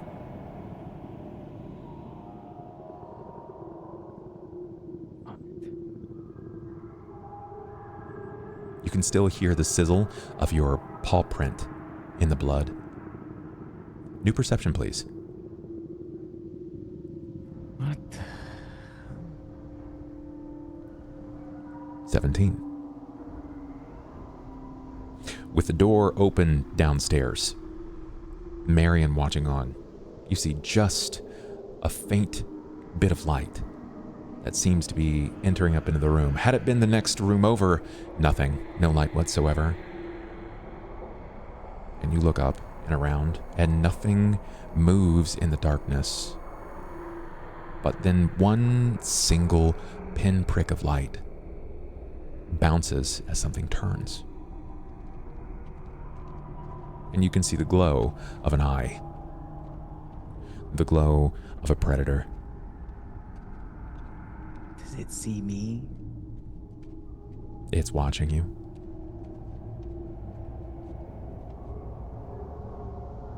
Do I have any idea of what it is? I mean, I can have an assumption. I have an assumption of what it is. You can bub. see that it's midway on the floor, so it's probably about, I would say about 7 feet from the ground, at least what you can see in the singular pinprick of light. It's 7 feet from the ground. Mm-hmm. Like it's up in the fucking rafters. The rooms are about 10. 10 feet tall. Yeah, but it is. You're right. just- It's raftered. It's up on the fucking wall. Like it's like a demon. Sort of. And how big does it seem? It seems like it's gnomish? You can't see his eyes. You're not afforded enough light to get that much, just a pale reflection of whatever is bouncing from this tiny pinprick.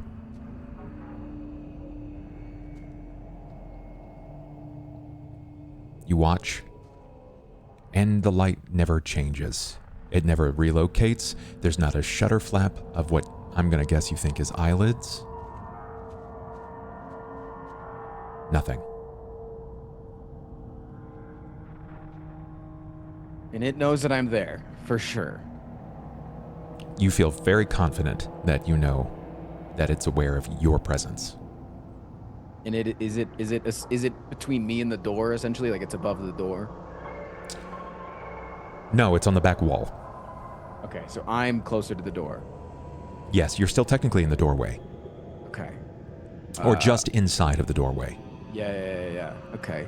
I'm just gonna say... Blink? When you say blink, it begins to descend from its spot on the wall. And then you realize that it starts to turn before you hear the sound of 2 feet hit the floor. And you can hear the voice of Blink. Ivan? You're not... Did you get... Are you turned? Ivan, is that you? Blink? You're so cute.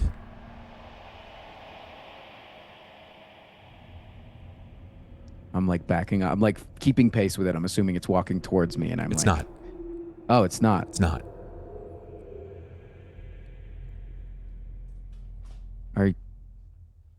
How did you get up there? I just climbed. What happened to this man? I don't know. I don't know. When I came to, Ivan, I don't know what's happening. Can you come with me out into the light? Yeah, yes. I don't even remember coming here into this room. I would appreciate it if you stood a few feet away from me, though. Okay. There's a lot of vampires around right now, and I just gotta make sure that you're not one, but I need to see you first. Okay. She takes 2 steps forward and waits for you to move. Yeah, I'll start. Do you turn around or do you back up? Oh, I'm backing up. I ain't taking my fucking... The hell no, bub. Hell no. Okay. You begin to back up. Your feet still searing prints into the wood of the leaky quill. Each plank still creaking under your weight. Under your weight as a stoat.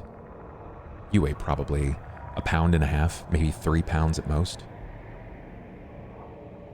But with each passing step of Blink, there is no creak. There is no sound of her step. And as the light begins to grow into the room, it begins to paint up the length of her body. And as it raises up, you expect to see everything that she is, and it is Blink. She has no eye patch. And one eye is just that innocuous darkness that she described before. She saw something that she shouldn't have, and it changed her. And the other eye is fine. It seems fine. But the red flags for you are hung upon the fact that her face, from below the nose down to the front of her chest, is covered in blood. Oh, you ate the man. Blink. Ivan, where are we going? Blink. Is that really you? Can I like roll anything to see if that's really her? Because this could be all a fucking trick. Sure, go for it. What would you like to roll? I don't know. A sense motive, a fucking hard perception, a fucking. I'll cast detect magic. Okay. She has. If you give me whatever you're gonna do, click it. Let's see it. I would cast detect magic for sure. Okay. And then I would just try to fucking notice anything goofy about her. And there you go, bub. You notice her Where's features. the eye patch? Her features are. I have it. That was given to me with the letter. Are It was a bit sharper. Gnomes are not particularly seen as the most complexly handsome and beautiful figures, though they're not devoid of it. Her features are sharp. There is more of a strong, like stern line in her jaw. Her upper lip seems to be quite a bit more flat. Her features feel less bubbly than before. She is gorgeous. Not that you thought she was ugly before, but she's taking to this far more than the others that you had seen were. The others were very clearly animals, monsters. This is different with Blink. It's like in The Strain when you get the white. Not too unfamiliar, yeah. She steps out and she sort of looks down at her hands. Why am I covered in... I'm covered in blood. Oh my god, am I bleeding? What happened? What did I do?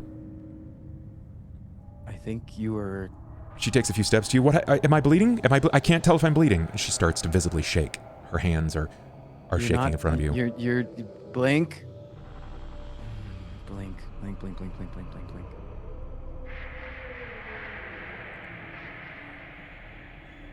You have been changed. I don't know what you mean. Marian, you can hear the conversation. Cain, you're not far as well. You're probably picking up notes of it.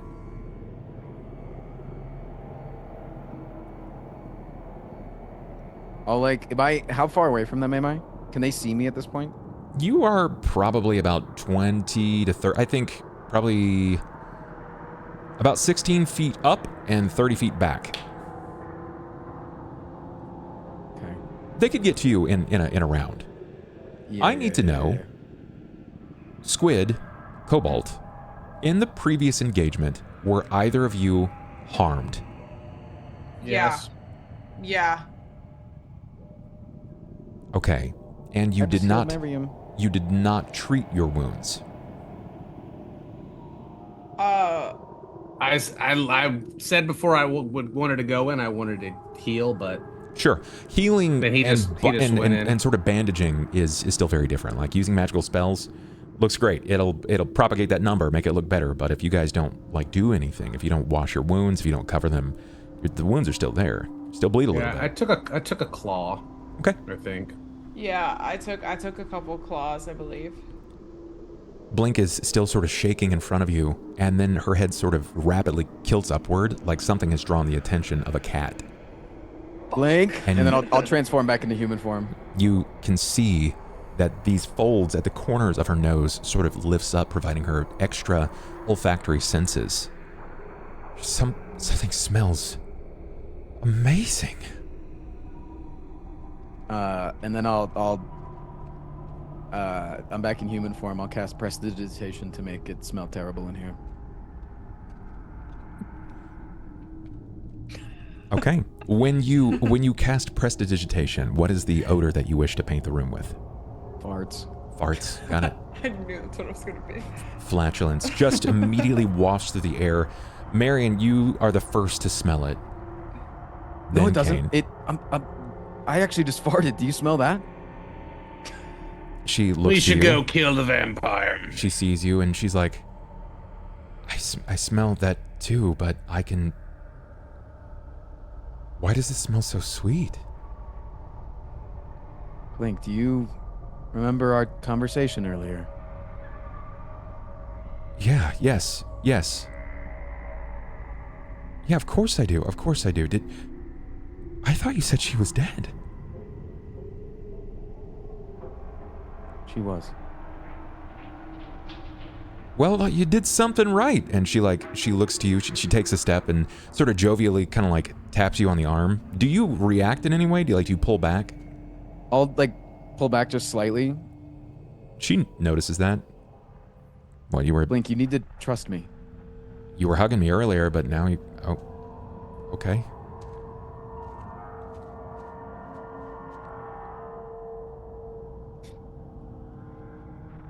Okay, what is it you want me to trust?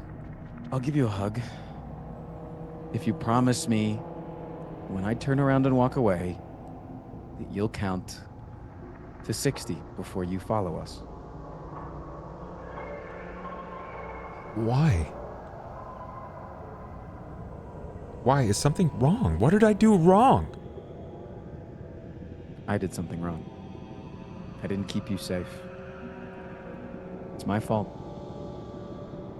I don't know what you're talking about. And she sort of leans over and she looks down. Who broke my alcohol? And she starts to walk past you down the stairs, and you can see... I'm just gonna hug her. Oh, okay. And she kind of hugs you back. Yeah, that's fine, but who broke my alcohol? Blink. What? I Ivan, what? Sit down right here. And I'll try to plop her down. She's stout. Her body is cold. Yep. She looks, you're really warm. Are you sick? Might be. Well, lay down then. Let me get you something. I can get something, right? I can, you know what? I may not cook a lot, but I can make some soup. Can you make me some soup? It's not going to be anything fancy, but yeah, I can. I would really love that. Okay, and I'll try to walk her to the kitchen, and I'll say, Can you I'll at least... I'll sit... Pick up the... I don't need anybody cutting themselves. I'll pick up the glass. You go make me some soup. I'd really appreciate that. Yeah, of course. You're acting so weird. And she starts to step into the kitchen, and you hear, who the hell broke into my kitchen? What is happening? She's very, very, very visibly confused. Yeah. But she steps inside. And I'll walk out. And as I walk into Cain and Marian, I'll just say, Cain, do it. Burn the place down. Yep. Are you sure? She's gone. Okay. Cain? I pull out a torch and I light this bitch. Go give me a street sconce. There's something. You remove. You're the one that's tall and strong, buddy. You not have spark? No. You do, I don't though. have any scorching rays either. I do. Spark me, Mary. I have a spark. I can do it. Spark my torch. I can do it. And I'll transform into the lizard form. When you transform, you're facing your allies. They're both still watching the building. I need a perception from you. Your attention has been very, very tight on what's happening here. Not gonna notice it, am I? You are. Okay. Not but about 30 feet away, a woman stands. And you can very, very clearly see the stance and whom it is. It is the disapproving stance of Ashi Denaeth.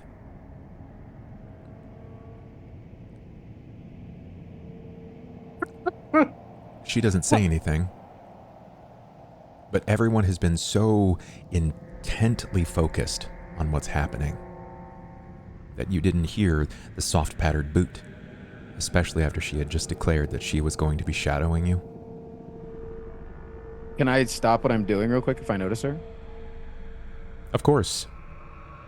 I'll transform back into human form and walk towards her. She sees I'm you. holding back tears. He walks right Remember- beyond both of you. And when you turn, you can see a figure painted in the moonlight of the night. And it's the second in command of the mercenary house, Ashy de Denaeth. And I need to ask a favor of you. Vampires. I'm not strong enough. A very good friend of mine is no longer here. It needs to be taken care of. She's inside. And she can still speak. She's not like the rest of them. But she's definitely turned. What, and you thought burning down this building would be the answer? I don't have enough strength to fight her. But you have enough strength to take the lives of the many that are found themselves around this place? They may already be turned. And if they're not? They would be in the morning. I didn't know what else to do. Just like every other man in my life. I'm sorry.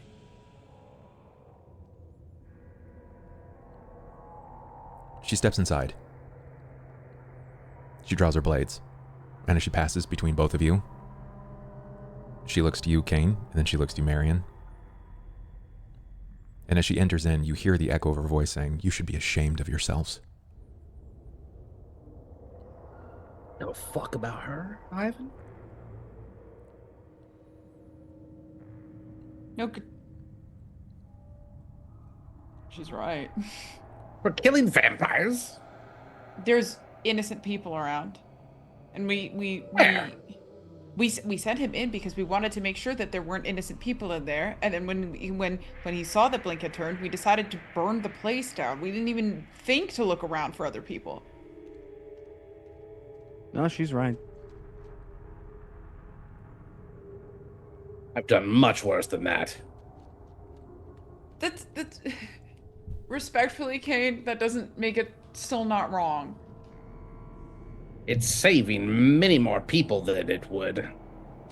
Yes, but if we took a few minutes to clear the area of everybody else, you know? She smells your blood. There wouldn't have been a few minutes. I bought us all the time that we had. I can magic missile. Cool. So, what if we just fight her? Ashley's taking care of it. Okay. What do the three of you do? Right.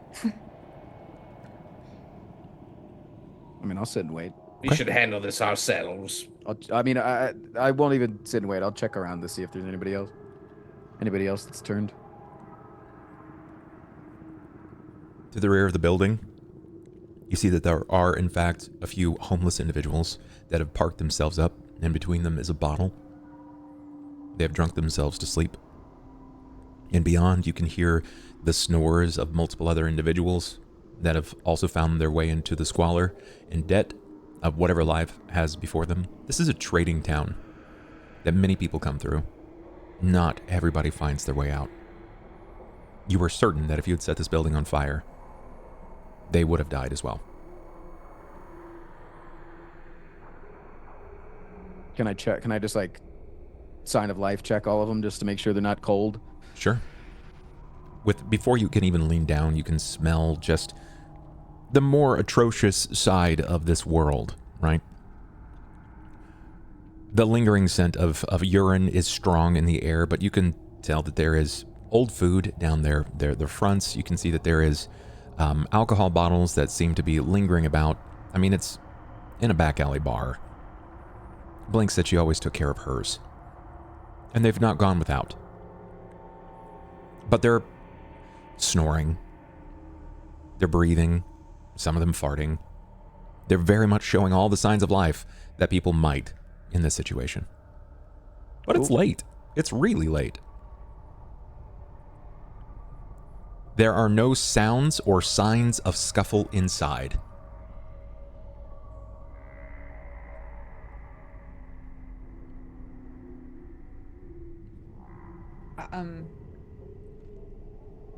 We don't hear anything going on inside. No. You said?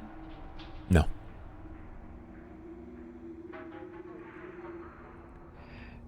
Okay, so I'm gonna go in. Just so y'all know. Okay. And I'll just walk straight in and see what's going on. You walk in. Where are you going exactly? I'll follow her. I'm gonna walk into the inn.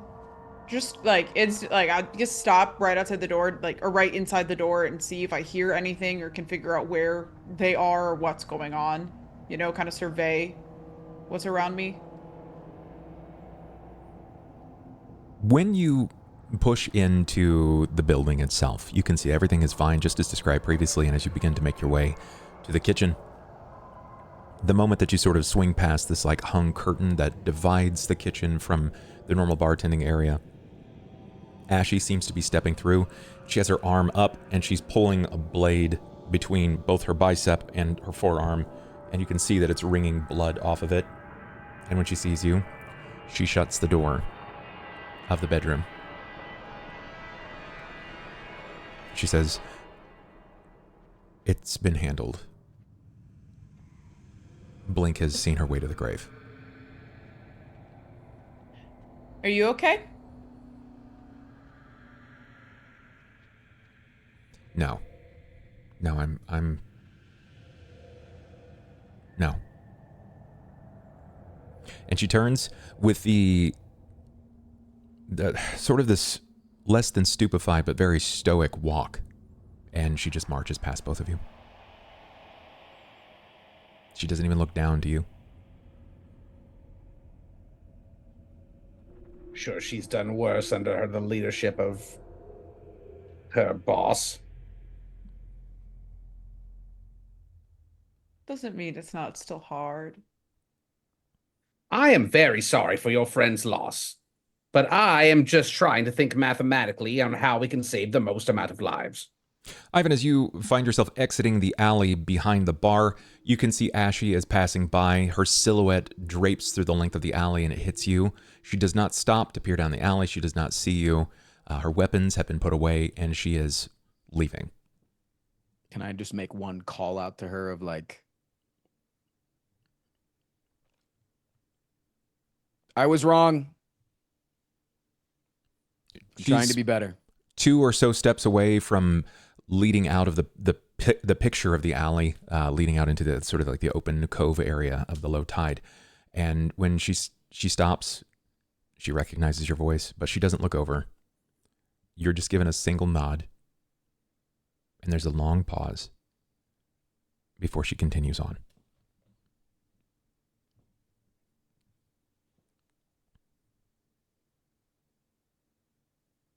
Do you find your way into the building? I'll just wait for them on the Okay. outside. Okay. We're going to take a brief break. When we come back, we're going to get some interaction here with Sera. So, be with you in a Maybe minute. an Anju. Potentially, yeah. Potentially. Man. I'm gonna try not to speak for Anju, but man, he's made it real difficult right now. So we'll be back in a minute. I hope that you guys, do what you got to do. Run to the bathroom, grab a drink, do the thing. We'll see you in a minute. If I can remember how this works. All right, everybody, we are back in this to win this. We return back to the scene of the leaky quill. The 2 others inside, seeming to have the conversation about what was the best choice, if it was the best choice at all. We see moments of reflection with Marian, wondering just how far the lines of morality are starting to weave away from her. It pans out, and we see Ivan, sort of glancing over his shoulder, watching the figure that is Ashy Didaneath, moving on beyond his field of vision. They collectively gather their things. They shut the door of the leaky quill behind them, knowing that someone will take care of this place, or it will fall to the squalor. And it's no longer your problem. It's not an issue of yours. But as you begin to march your way back to the lightning rail to take advantage of the room or rooms that you had purchased. Our camera pulls back and reels just above, falling over the lamplighter's triage and Visiker. The church has been welcoming to the many, and many have found their way in here into the late hours, courtesy of an event that happened not long ago. But instead of looking at the bodies of the many that are laying here wounded, having been attacked, we focus in as the camera pans down the length of the hall, turning slowly into a room. Anju, you've been sitting in this room for probably about an hour now. Sera is, for all intents and purposes, unconscious. She's Still been laying in the bed. Yeah, I got fucked up. that is true. You did get fucked up. Her armor Now that you mention it. marking the presence that is sort of the enormity of Sera's personality. It's seen better days. The straps are worn. They've micro cuts in them, blood-soaked leather straps, burn marks scoring down the length of the left-hand side of the body as she's adjusting to those emotions that are sort of swelling over the top of her. This newfound gift, if you would call it a gift, from her god. It's not only dangerous for those that she believes are her enemies, it is dangerous to those that she believes are her allies, and even to herself at times. But she's seemingly got a handle on things. As you look on, knowing full well that she wields a weapon that functions as she needs it to, but not the one that she wishes for it to be. You realize how woefully underprepared you were, not only for that fight, but for what might come next. And you've had one lingering thought for the past weeks, probably even months, that you are so out of your depths. You have no idea not only about what's going to happen next, but you didn't even believe that yourself could be here at this point. That being said, you've never found more comforts than with these people. Yes, you bicker, you argue, and you consistently throw each other under the carriage. But you trust them, and there is a part of you that adores them. You take an arrow for them. They are a chosen family and not the one that evaded you for the many decades of your life. But your thought is interrupted. You hear a single bleating noise of what sounds like skin pounding across stone, not rapidly, but in like a hop. Your eyes sort of lean just outside of the door, and you see a somewhat familiar figure. A hand reaches into the door and begins to wave at you. You hear a voice you recall. Anju, are you awake?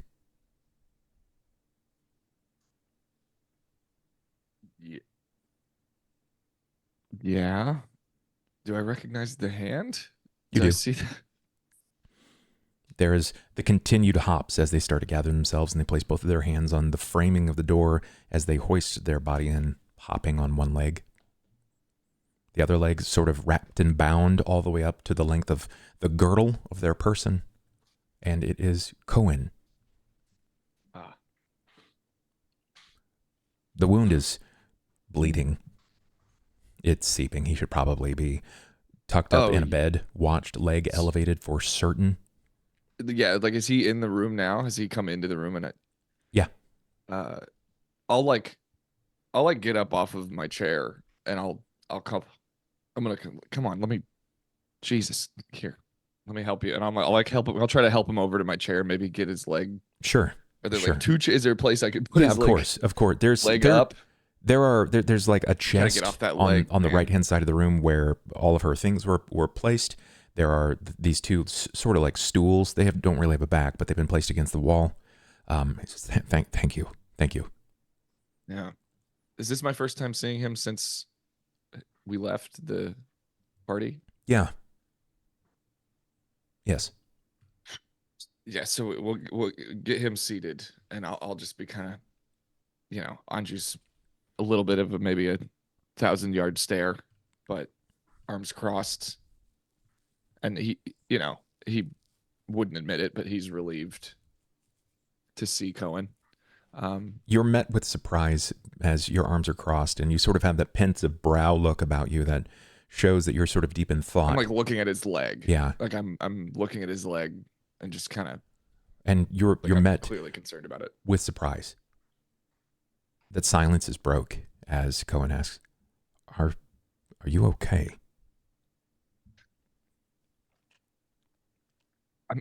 Yeah. I mean, why wouldn't I be? It's nothing I can't handle. are you okay?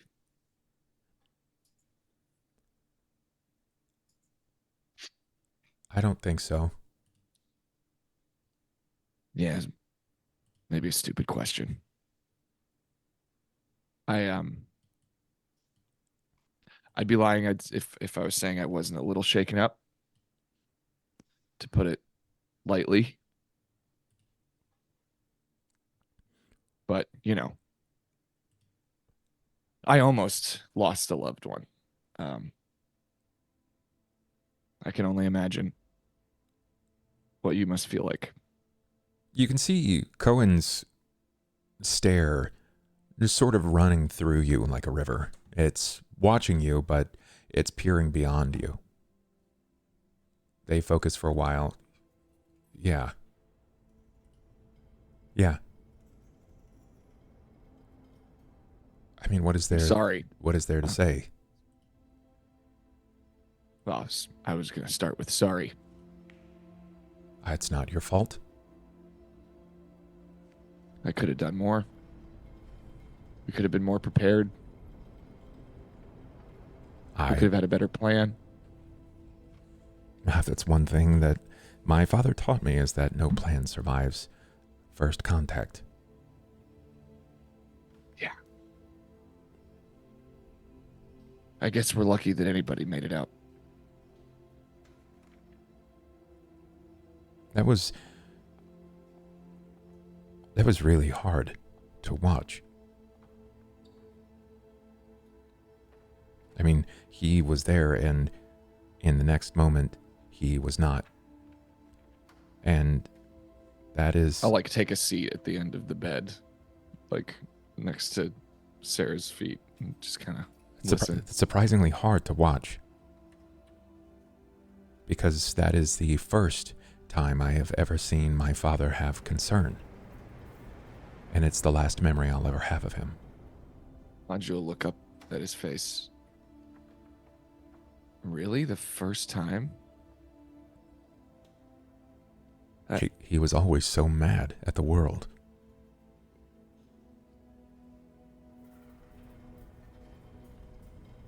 Well, I don't know much, but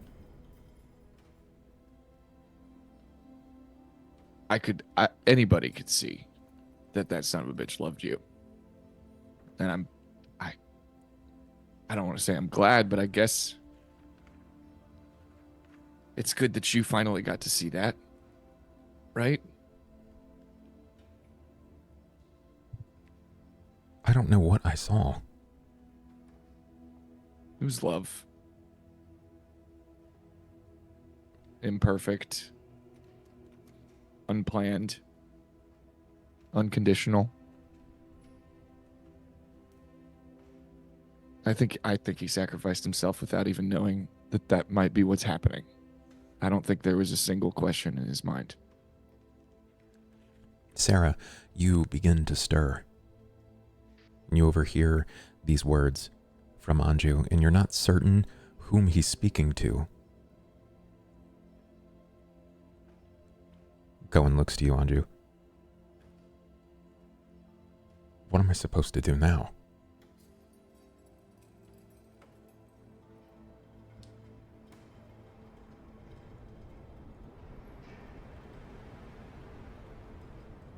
That's a good question. What do you want? Well, I thought I had a very clear idea about what I wanted until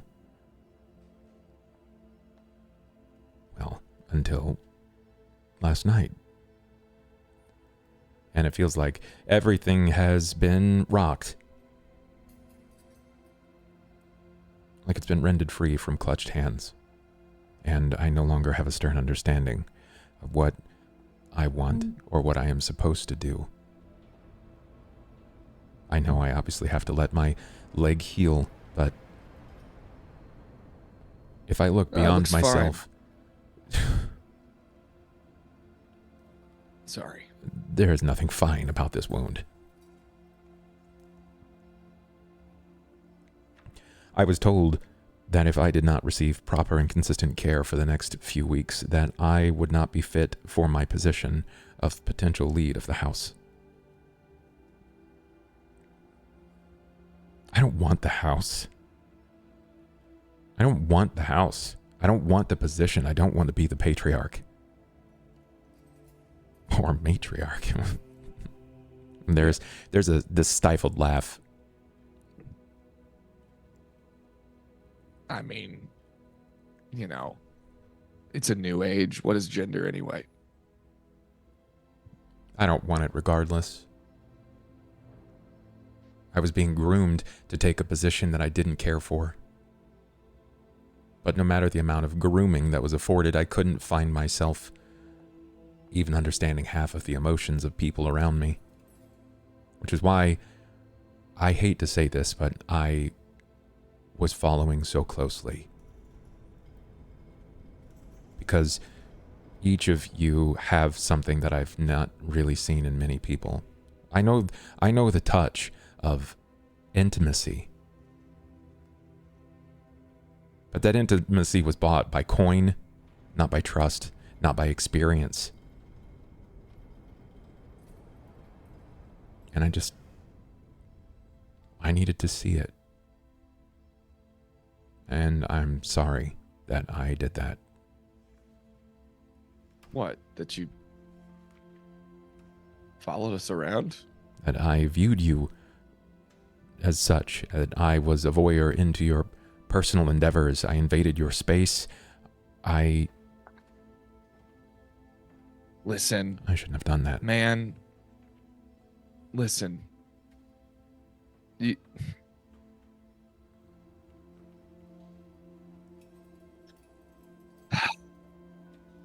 I know that, you know, I know that maybe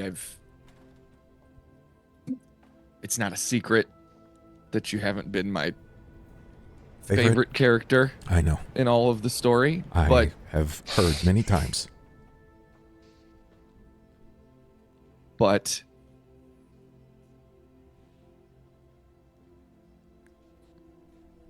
Sera seems to really care about you. And so and thus so do I. And you know, when you say you can see Cohen's eyes sort of like look up at you, but they trail past you to the bed. And then he just points. Sera is pretending to be asleep. Yeah, exactly. Sera just during this entire conversation. I just got up. Yeah. Anju will like stand up awkwardly.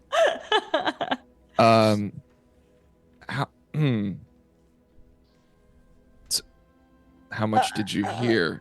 He's like looking at Cohen and looking back at Sera and looking. Just getting out of consciousness in and out. It doesn't matter. Are you welcome back?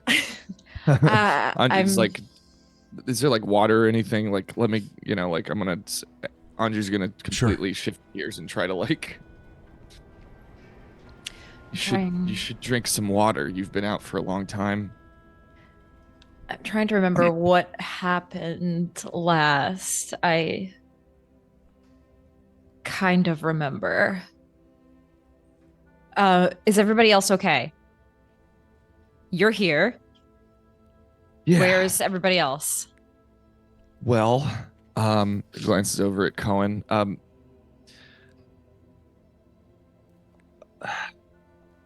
Everyone's okay. Forget, did we lose anybody last time? Nope. So no, everybody's fine. Everyone's okay. Okay, good. I just decided to stay here. And Cohen showed up about 10 minutes ago. Cohen, you all He's right? basically back. He's basically back to 100%. Look at him. How are you feeling? How's your leg? I have feelings. Quite a few of them. And I think it'll be fine. In time. Good. That's good to hear. You know, I didn't lose it, but something tells me if I did, I would not have a god rushing to bring it back. Not all of Would be us. cool. Not all of us have that privilege. Yeah, I'm glad that we don't have to worry about that and that you got help before any of that would happen. They said you saved my life. They said that if you had not used your clerical abilities, that I would not have survived. I tried because I felt kind of, well, not that I felt responsible, but you came to help me and then you got hurt. So, if anything, I should say that you helped me first. And I'm sorry that this all happened to you. I'm just glad you're okay. I'll manage. I'll figure it out. So Are you okay, Sera? Me, yeah, that's the longest I've been out cold. You're telling me. Yeah, that was kind of scary. I'm grateful that you guys kept me up. How long have I been in here? How long have we been in here, roughly? It's been about just shy of 2 hours since the fight. Okay. So it's not too crazy. Thought I lost you. Well, I'm glad that I'm still here. I'm glad that I was. I mean, Anju will sit back down on the bed and kind of get this bemused, sort of impressed face about him. It was like, you took a lot of them down with you. You did quite a bit of damage. I tried. Yeah, you were on those front lines, and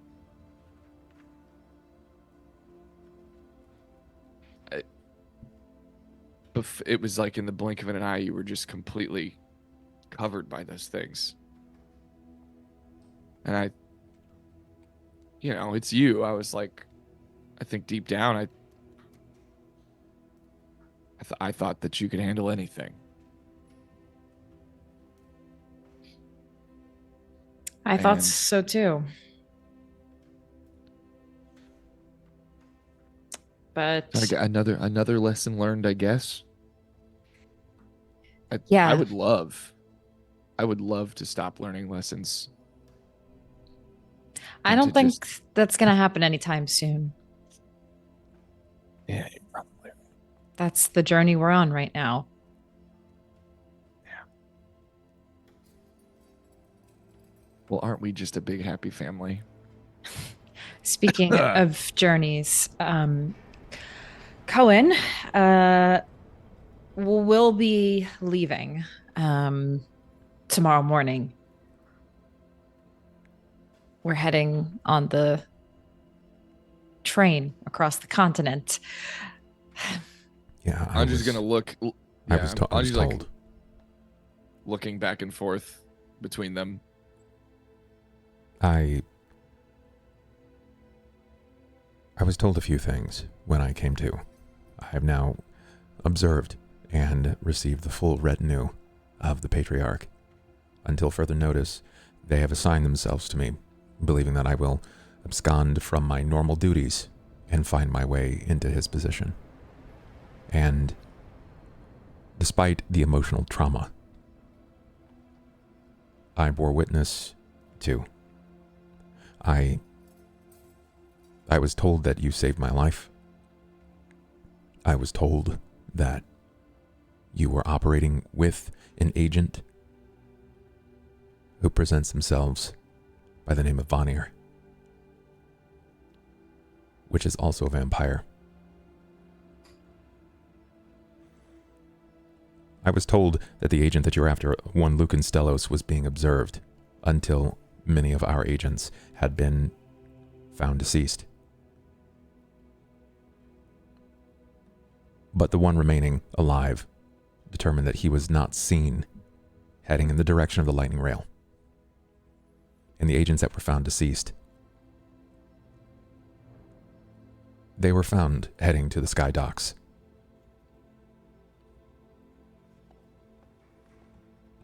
I think you're chasing in the wrong direction.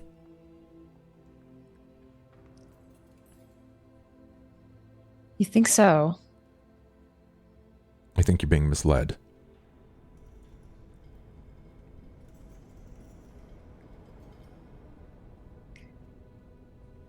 So then what should we do? Where If do you this- think he would be going then? Wherever he intends to go. I don't know the agent. I've never worked with him myself. Apparently he was relatively close with my father at some point, but I was never introduced, never exposed to. That's the nature of the work. We do not oftentimes work together.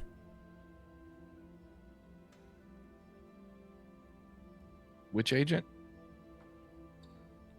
The one by the You're name of talking about Lucan? Lucan Stellos. Lucan. Yeah, I knew that.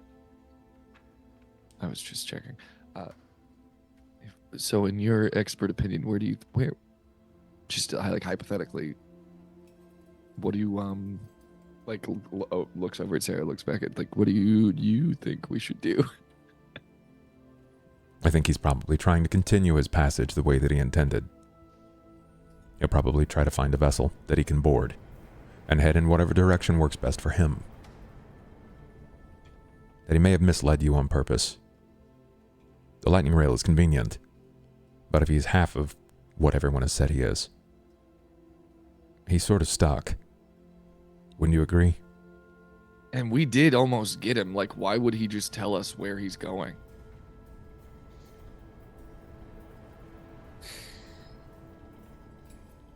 That's just my guess. It's what my gut is telling me. That is not a bad thought. I will be honest, and I was also told one more thing that I haven't quite processed how I feel about yet. I was told by the last remaining agents, the retinue of my father, that upon his death, Cain Carpenter was seen scouring his body. Oh my god. Was checking on him. I didn't even touch him. Oh no, he literally didn't take anything. Like, whoa, no. Listen, Cain's a freak, but he's not a bad person. Was there something on Binder that you were concerned about, or is this just more so you're just concerned about Cain? We all saw what happened to my father. Yeah. We know that he died almost immediately, if not immediately. I did not have my wits about me, and my focus was, well, you know. If he took something, please reclaim it from him. For me, it would mean a great deal. Above table, I can't remember. Did he take anything? I don't think he found anything. Yeah. I rolled perception, saw that he had some jewelry, and decided to not touch anything. He didn't take any. The only thing that he had that he may have taken was what looked like some sort of unguent or cohesive that he had removed from the boot. He didn't know what to make of it. But that's it. There was nothing. There was nothing really that he took. Yeah, he was the wizard. You know, it's social cues. Sometimes he acts inappropriately, but he was really just looking for anything that might be able to help protect you or any of us in the future. But you know, I mean, I thought about taking the jewelry, but you know, I thought it would be more honorable to resist. Yes, that's. Thank you for your integrity. Yeah, no, we wouldn't. We'll make sure, but rest assured, Double check. I don't we think can double check. I don't think Cain took anything.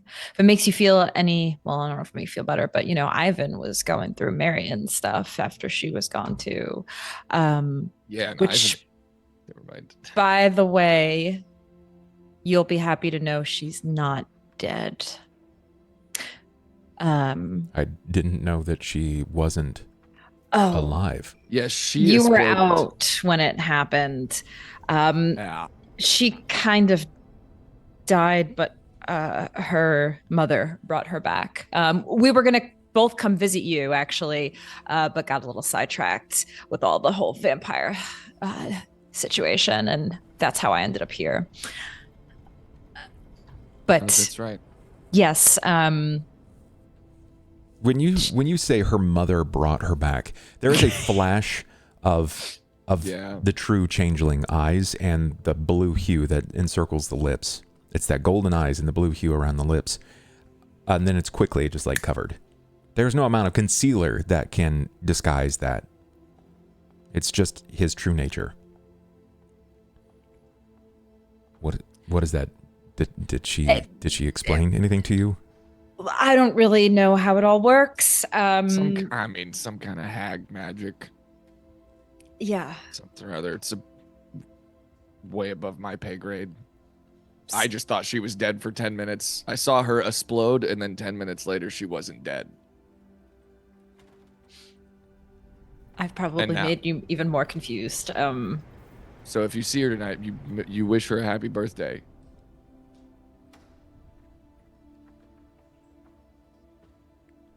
Marian's in trouble. In trouble? You don't. More than all of us are in trouble. Yes, you know? Yes, quite a bit. Squid being like, no, my least favorite thing, being in trouble. You realize that Roth could undo Lucan with a snap of her fingers. Just literally unravel his being. He would simply cease to exist, not in physical form, but from the memory of every person he ever met. She has the capability of doing that. I assume, being that she's able to bring somebody back from death. There's never really a bringing back. It's haggle. So there's probably something. There's a cost involved. Of course. There's some sort of, there has to be. I had to pay a cost to get an arm. You said Marian died. She was dead. Yeah, do you think that you can just free yourself of the weave of tapestry? No. Roth paid a price, and Marian may not know it. I'm sure Marian probably also had to make some sort of deal with her mother to bring herself back. I don't know I don't even know if she told us the details. But what you're saying is not unheard to me. This is absolutely, there's something going on. But all I care about is that our companion is back. No, so she did not come unscathed. Every time she leans closer and closer into death, because she is the charge of trouble, she will become closer and closer to her true nature. It will change her. It will change her. I don't think you understand. She's already begun to change. If she died and she's back, she has not come back unscathed. Something about her is different. It may be something minor, an eye color, a hair length. Maybe it's a dialect, but it's how it begins. Have you noticed anything? Anything out of the normal? Anything different? Not that I could tell, but it has only been like not even 24 hours, so. She did have that creepy finger. Oh, the finger thing. Now, didn't that go away though? Didn't it start at, no, it's still there? Like, is it still visible and everything? I can't remember. Above table. She does have one hag finger now. That's how it starts. It's always different with each of us. It can't be that bad, right? Nothing. She's still her. She's still Marian. Still better than not I agree. having her. Unless there's something, what? She like, are you saying she's Is turning into a hag? Or do you I'm know saying what's that happening? Every time she meets with her mother, she will incur more debt, to the point that she no longer owns anything of her own. Anything that she was born with will be property of her maker. There's gotta be a way to get out of that, right? Fulfill the debt. Fulfill it before it becomes worse. I've fulfilled Crowtooth's. I fulfilled Crowtooth's. And I haven't heard from her since. And I'm grateful. What was the cost that you had to pay? I still cannot talk about it. Not because I don't want to, but because if I do, my tongue will erode. Oh. Hag magic's so fun. Cool.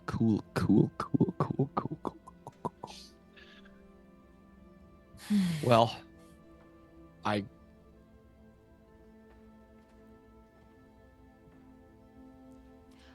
Well, it's we will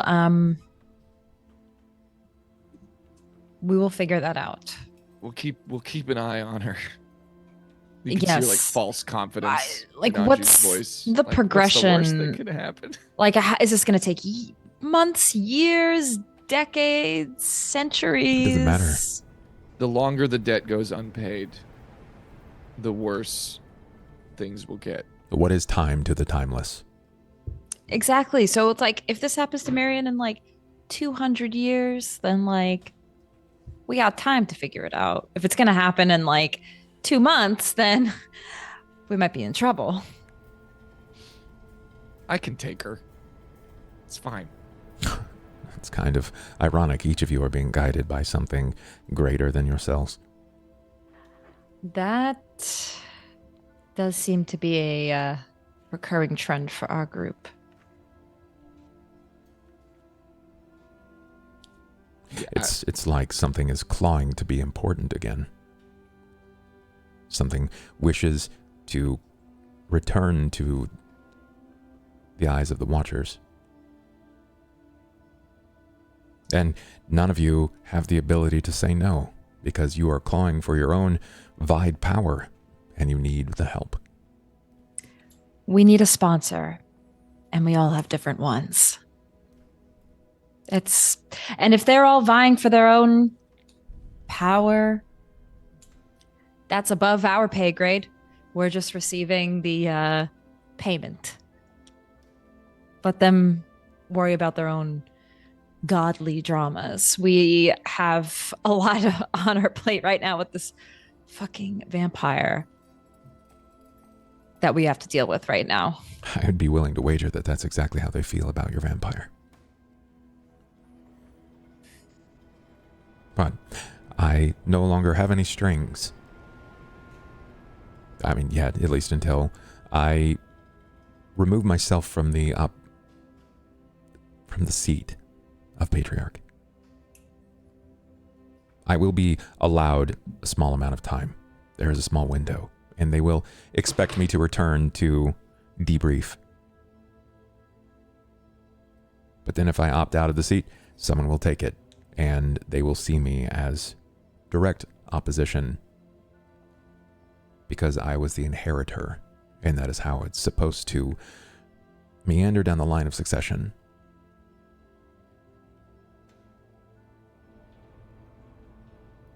So, you have your hands full, as do I. As do I. I don't know when or how I'm going to see any of the rest of Scout's honor again. But I think I would like to, because I've learned a great deal about myself, almost to a fault.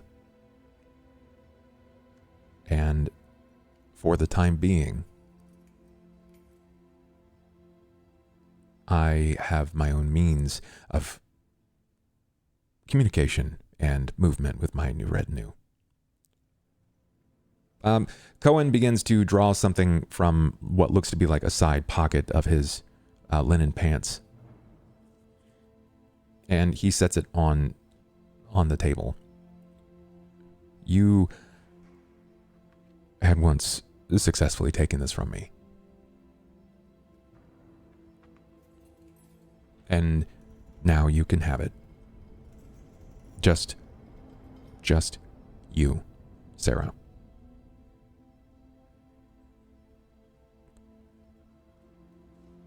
You'll be cleared for arrival at House Thorani. Only one time. Only use it of dire importance, despite my position and what I'm supposed to inherit. This, I will get in trouble. I will have to pay for consequences, but I have inherited my father's, and that's what I'll be using from this point forward.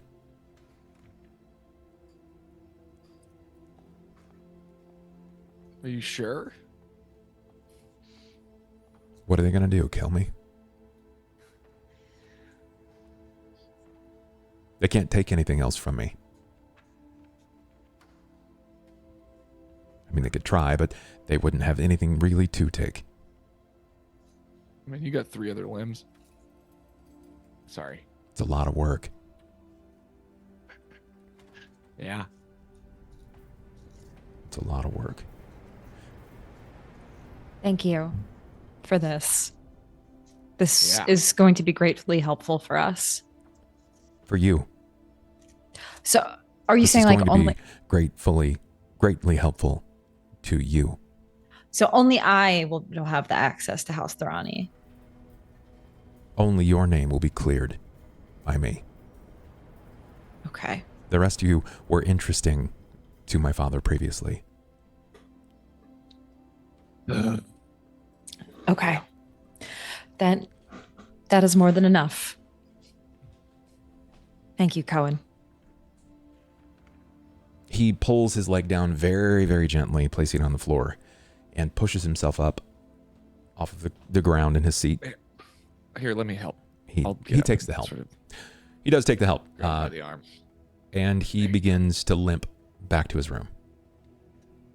I'm just gonna follow him out into the hallway for a moment. Yeah. And yeah. Hey.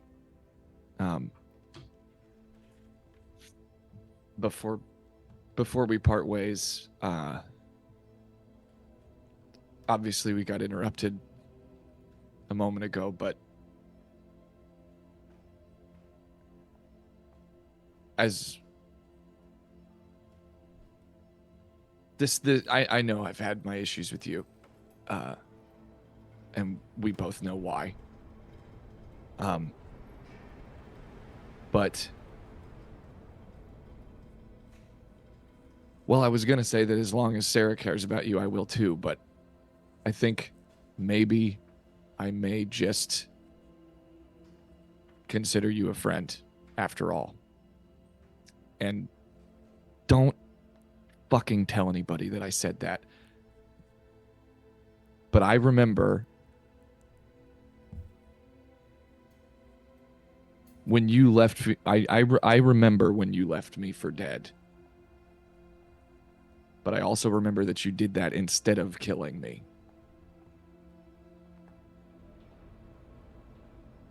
And I mean, fuck, with the help that you've provided us today,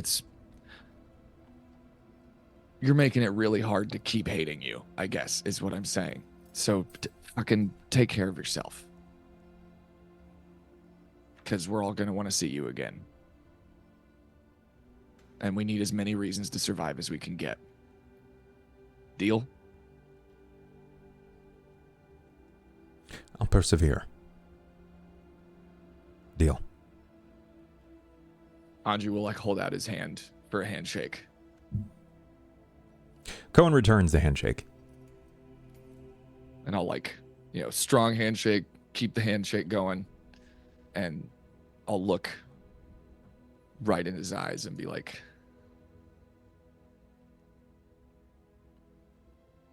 I'll bring her back. I'll bring all of us back. As you stare into Cohen's eyes, you can see the emotion sort of like take over his face. It's sort of like the way that you might expect like almost like a cuttlefish, right? Or what is the type of squid that changes the colors? You watch his face sort of turn. He can silence his mouth. He cannot silence his emotions. It just weaves over the top of him. And though it is this strong, sort of stoic silence, and you can see the emotion, you then realize as you're saying these things that you've never quite been alone this entire time, as there are bodies lined around you that have pressed so tightly into the walls that they blend into the shadows, but that when he shakes your hand, there is a gentle ease in each of their form, as you can see the retinue that he was speaking of. You didn't even know they were there. Your survival instincts did not once kick in. There are multiple assassins lining the room around you, lining the hallway that's only 5 feet wide. You can hear them sheathing their weapons, returning them back to the leather spot on their belt. And then there's one more curt shake from his hand, and Cohen releases yours. And they move to help the temporary patriarch of House Serrani back to his bed.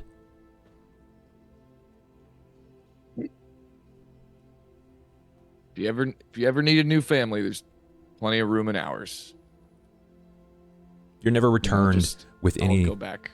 any sort of agreement or not, or even an understanding, just that the others move to help him. Okay, good talk. And I'll sort of meander back into Sarah's room. Sarah, from where you were lying in the bed, you know that was probably a lot longer than necessary to help someone just to the room adjacent yours, if that's exactly where he is. But you witnessed multiple elven assassins stalk by the door, each in matching garb. Of course.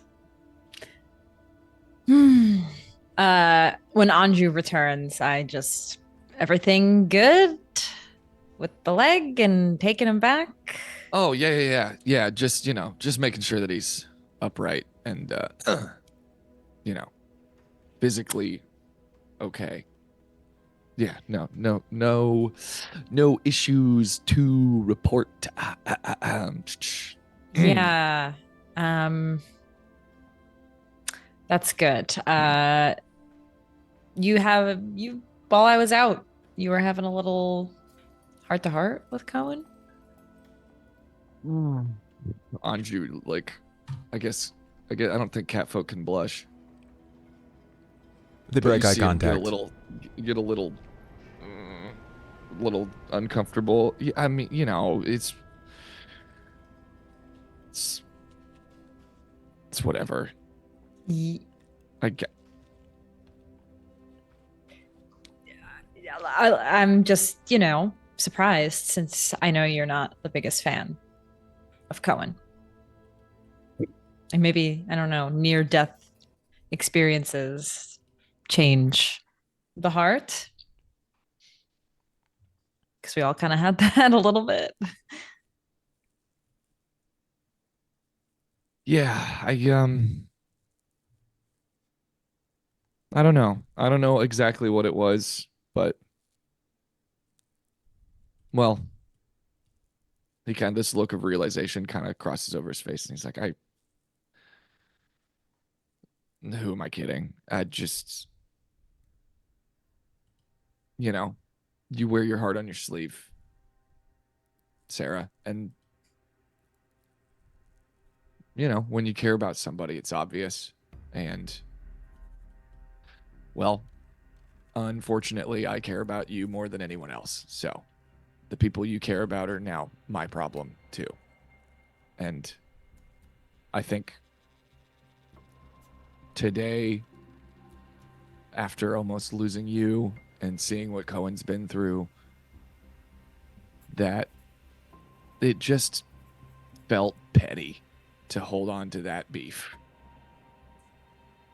And I don't want to be the person in your life that is resistant to your other relationships. That's not what any of this is for. That's not what this is about. So, you know, don't make a big deal out of it. It's fine. He's cool or whatever, I guess. It's fine, whatever.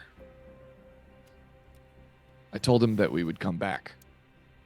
I told him that there's room in our family for him, and I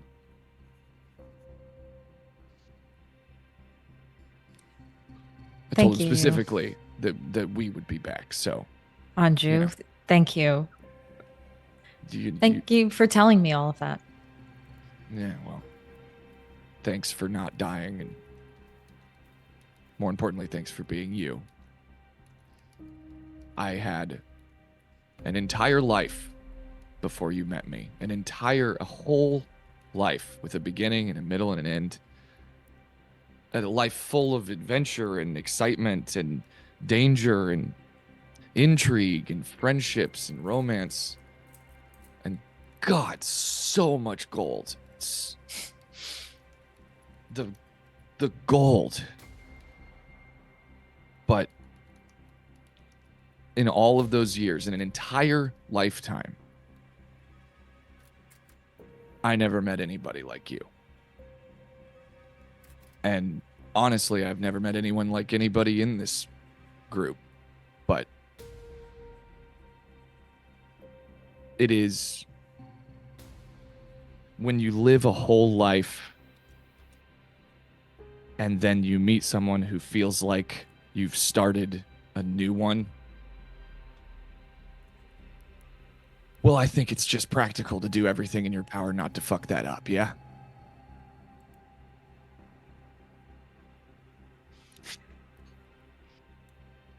Yeah, I think so. Sera well, she's kind of like on the bed, but she like gets up. Careful. I'm fine. Rush I'm to your fine. side. Okay. You got this. And she gives you a hug. Oh,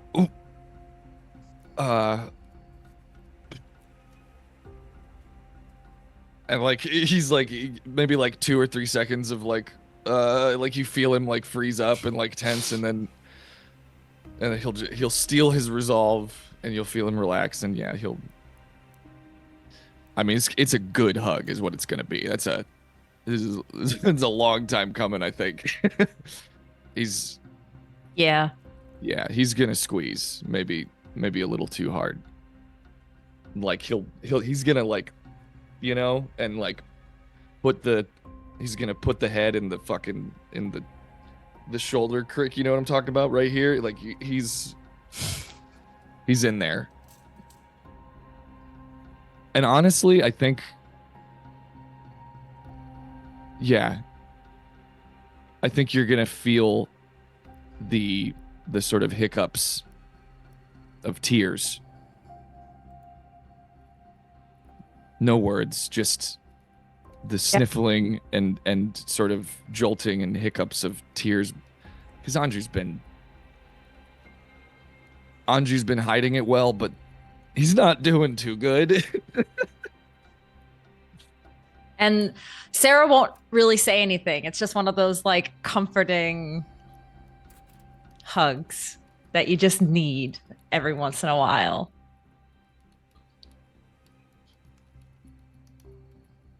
I thought I lost you. I was so scared. Well, you didn't.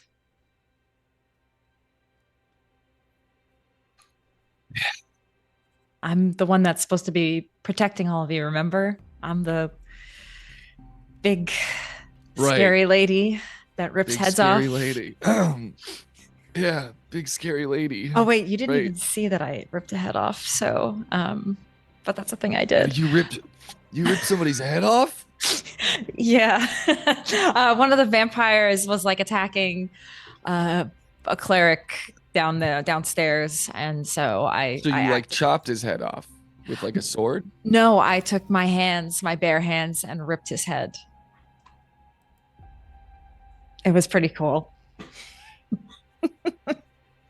Like Anju, you can see Anju like imagining it, like he's like in his mind's eye. And I didn't get. God, that's so cool. Yeah, so I'm still here and I'm still fighting. Well, not maybe after like a long rest, but I will still be fighting. Anju will like sit down next to you on the bed, kind of like scoot over a little bit, you know, just kind of sitting there sheepishly or whatever, and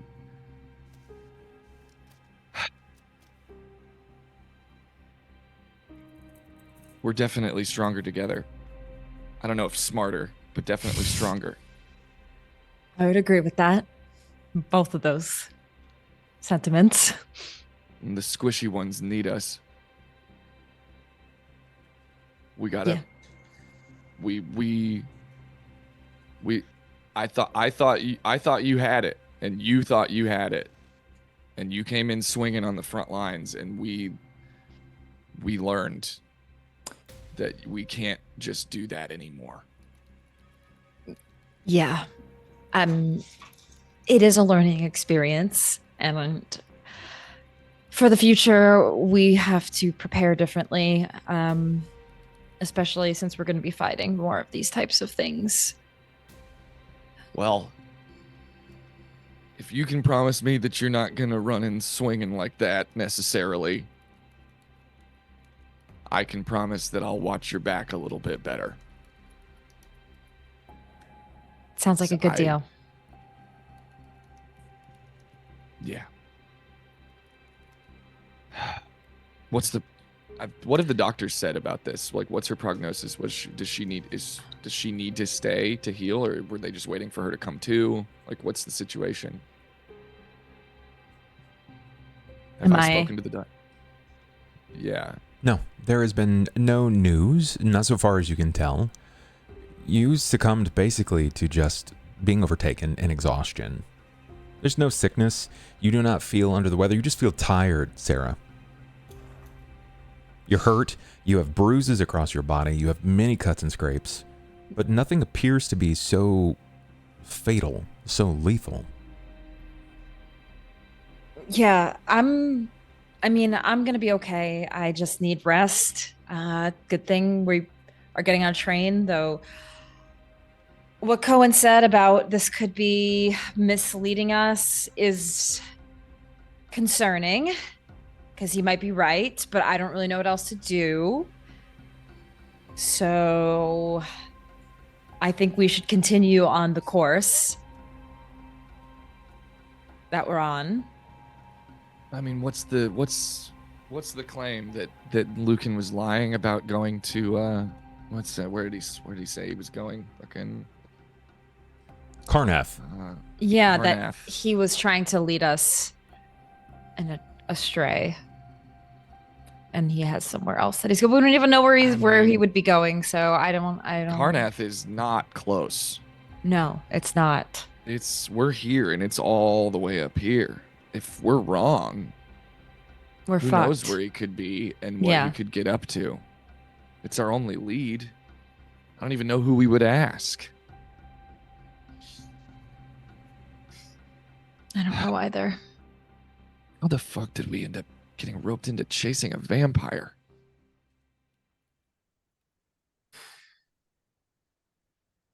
I miss being a criminal. Just a petty, low level. Well, I wasn't exactly low level, but regular, normal crime. You know? What happened to regular old crime? Yeah, I hear you. I used to just pray and act holier than people, and now I'm the bottom degenerate. So, Oh, I know. Positive. Anju's like obviously admiring you. Like, yeah. Who are you telling? Who are you? I'm just saying that, yeah, shit's changed a lot. You're so fucked up, I might become religious. God. I'm kidding. Sorry. You're not fucked up. You're perfect.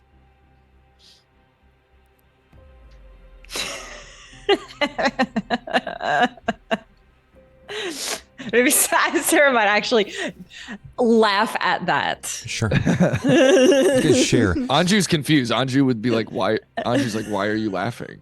I'm not. Anju's being 100% sincere. I know you are. What's funny? She just shakes her head. Nothing. Let's just rest. Yeah. And we'll figure it out in the morning, because I don't want to think about this stupid. I don't want to think about this anymore. Yeah. You should get some rest. Like, you know, Anju would like try to help you like back onto the bed and everything and like tuck you in, you know. You do just that. You'll have these tender moments. They're very few and far between. It is respite from the storm.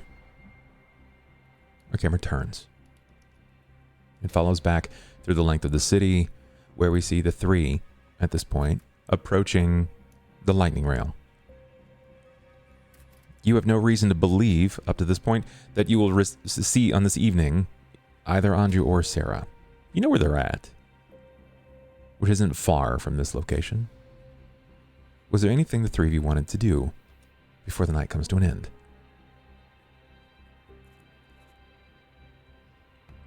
Nothing from I want to go to bed. Okay. Cain. Anything from Cain?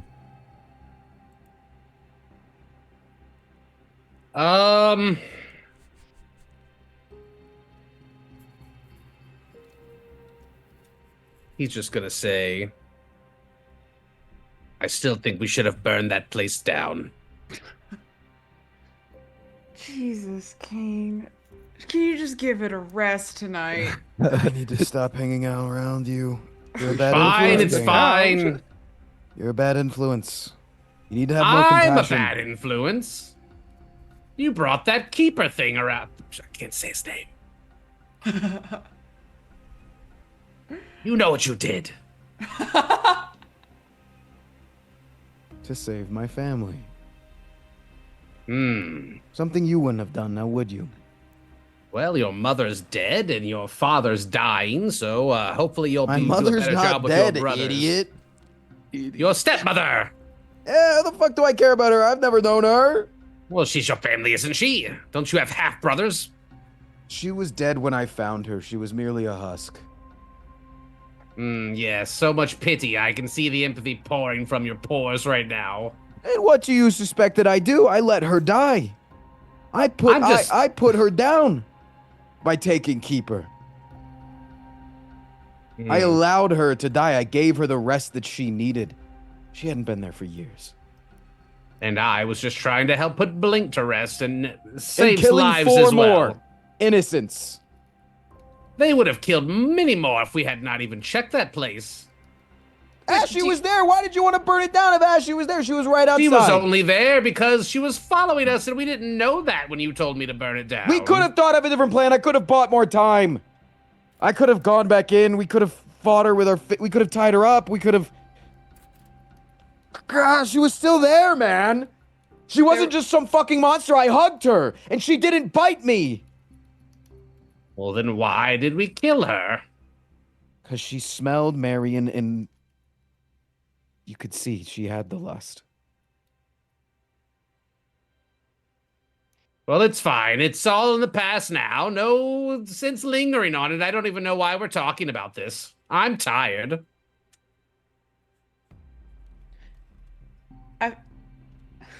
I feel like we've lost empathy because of this whole vampire situation. I think we have too much empathy. Everyone thinks with their head, with their hearts, and not their heads. Isn't that how people are though? When you care about people, you're supposed to think with your heart. Just a little bit, not 100% of the time. I'm not saying like follow your heart through everything, but like the utilitarian answer isn't always the right one. Just because it's not completely wrong doesn't mean that it's right, doesn't mean that it's good. It doesn't make us good people all the time. I don't believe in good people. I just believe in the most efficient solution. Then maybe you're lost again, Cain.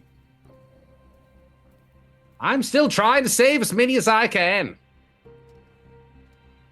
I didn't hear any other ideas, aside from having Ashy bail us out. So we'll do better next time. Then use your head next time. I'm sick of coming up with all the plans and then getting shit for it. Maybe you need to learn how to sacrifice something yourself. I've already sacrificed my humanity. You didn't intend to do that. Well, that was not intentional, actually. I wasn't in control of myself, but whatever. Exactly. Always an excuse. Always a reason why it's not your life on the line. Well, if I die, then who's going to save the others? Good night, Cain. Good night. Good night. See you in the morning.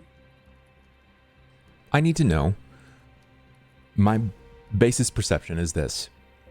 There were 2 rooms that were purchased because that was all that was available. Marian and Sera were supposed to stay in a room together. It was like a guys and girls thing, if I'm recalling correctly. Did we not have 3? Was I it thought 3? We had 3. Was it 3? Because Yeah, there were I've been 3. slept alone. Okay. All right. No, you're not. That was at the Leaky Quill. Oh, there we're were- on the train. Yeah, we're on the train. But I thought the train had 3 though. Was it 2 or 3? I can't Am I remember. crazy? I don't remember. Maybe chat remembers. Maybe chat can help me. I Chat, was it 2 or 3 feel like rooms? it I can't was- remember. Who Maybe it wants was like- to see my cloaca? That's all we need to know. Cain, show hole. Cain, show hole. It was I don't 3 think rooms. I have okay. one, but it's to be Okay, determined. all right. You I So- mean, if you have hole, you definitely only have 1. Genuinely? I'm not You- excited about that. I'm pretty sure I would already know, but I don't know out of character, so. I feel like I've heard you offer to show hole on like 4 different occasions today. It's a new era, baby. It's a new era. I love this for you, but it's like a very concentrated thing today. Are you okay? You going through something? I'm good. No hole will actually be shown. I'm just throwing it out there. Okay. Your nights will be met with silence as the 3 of you find your way into your rooms you're left with the silent stupor of those lingering words of empathy, of remorse, ambiguity, of social acceptance, the greater need, the need of many versus the need of the few. I would assume that my room would share a wall with Marian's. Yeah. 2 out of 3 chance, I guess. Yeah, that's realistically, yeah. I think Yeah. it's probably all 3 of them lined up. Yeah. But, it could be on the other end. But while I'm just, like, laying in bed, I'll just give a knock on the wall. Just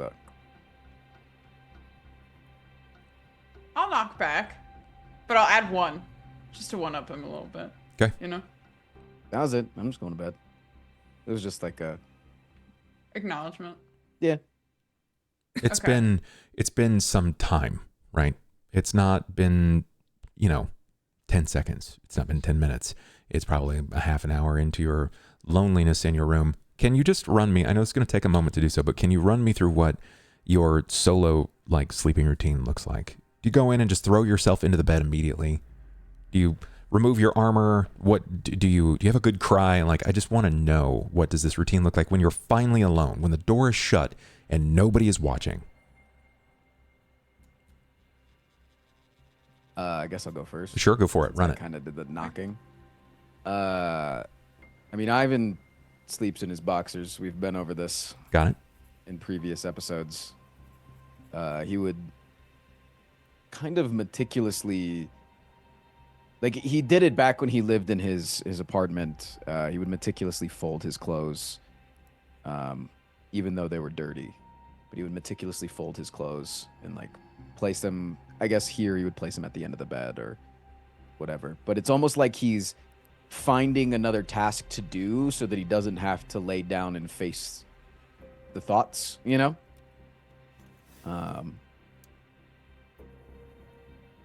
then when he finally does lay, it's just on top of the sheets, almost like he doesn't feel like he deserves a warm bed.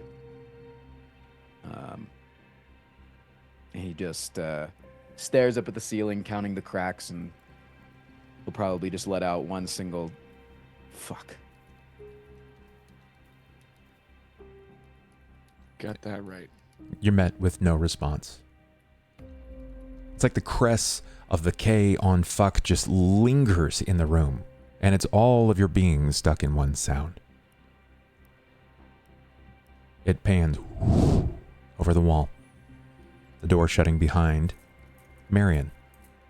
Yeah.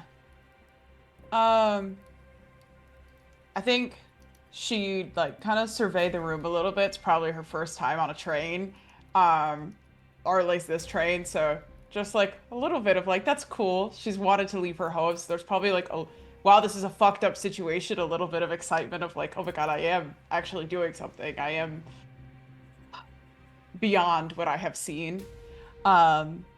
Take off shoes and I guess maybe she took a couple scratches and bites, so it might be her time where she would address those wounds. And I think she'd is the bed up against a wall? Yeah, it is. It's up against the right wall. Marian, what this looks like as you begin to remove your vestments and the things that were provided to you, you look over the wounds, and your scenario is a little more unique than the others.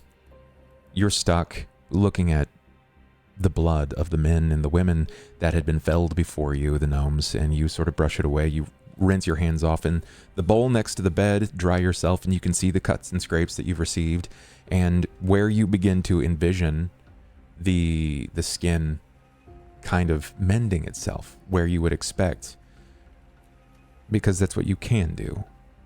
As a changeling, you just envision your body to take on the form of another, and it does. And when this happens, you take the wounds with you. They stay. But when you begin to change into the most recent form that you took, of a one Grilsha Stellos, the wounds disappear.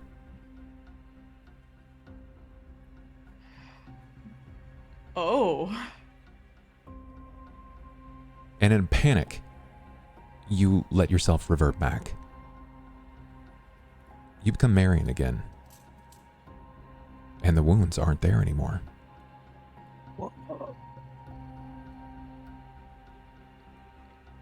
got like a Wolverine mode?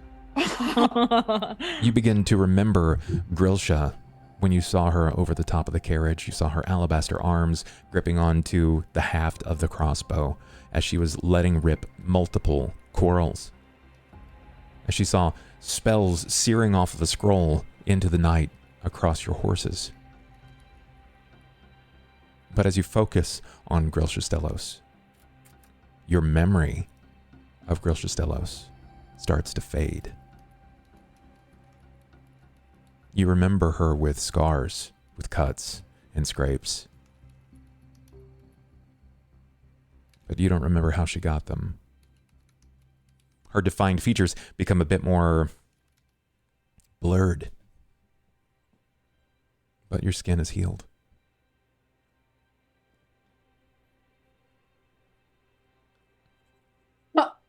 Okay. Fuck. Okay. Cool. Also, fuck. Above board, hags regenerate. I'm getting that. But not the way that you think. Because you're not a full hag. You're displacing your wounds upon the memories of those that you intercept. Oh, shit. What does that remind me of? Something to do with memories and other people's memories. I don't know. The movie Inception. Yeah, you were watching movies.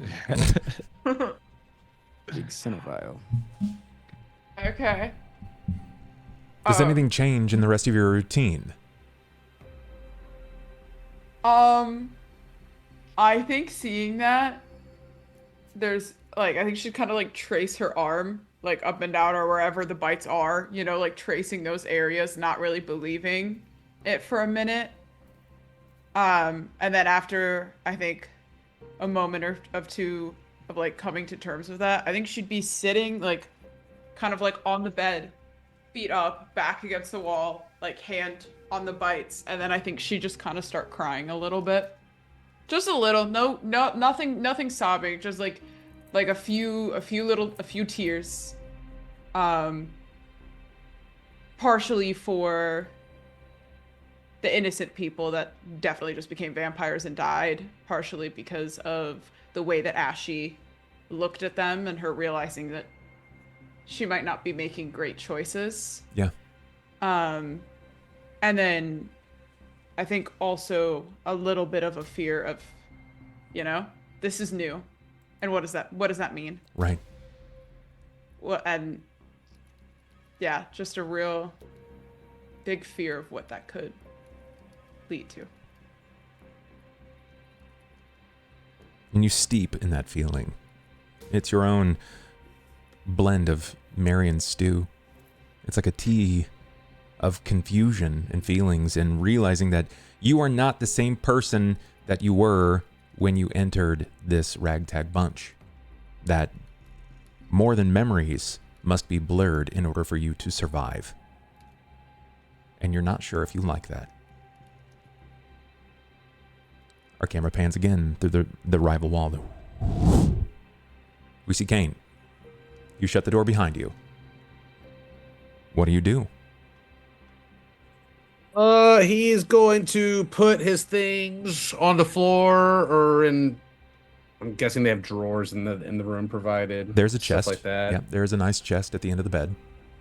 Yeah, so he'll do that. He'll just get down into his robes, which he's comfortable in. Then he's gonna sit on the bed and think for a moment, and then he's gonna get Squeaks out. He's gonna pull Mr. Squeaks out. When you remove Squeaks from your robes that you dropped, he typically nestles around what you would guess is the neck area or the long draped hood over your back. It's safe. More often than not, he feels like he can get away with a lot there. But when you remove Squeaks, more of Squeaks has changed. Squeaks doesn't have these invaried staggered plates across their body. Squeaks has reptilian-like claws in the place of where you might expect there to be bat hands or bat feet across the length of the wing. This looks a lot less like a bat and a lot more like it should be a pseudo-dragon. Yeah, he's gonna look him over and just say, curious. Well, Mr. Squeaks, it seems like the more things change, the more they stay the same. I suppose it's just you and me, alone like usual, against the world. And try to get some rest, and in the morning we'll see if we can't clean up some of this mess.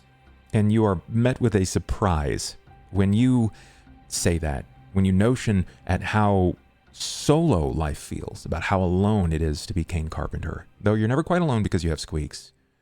You're not just met with the chittering and the slow shaking of the head of the bat of Squeaks before he retreats into the hood again. This time there is an acknowledged nod from Squeaks in its pseudo-dragon form.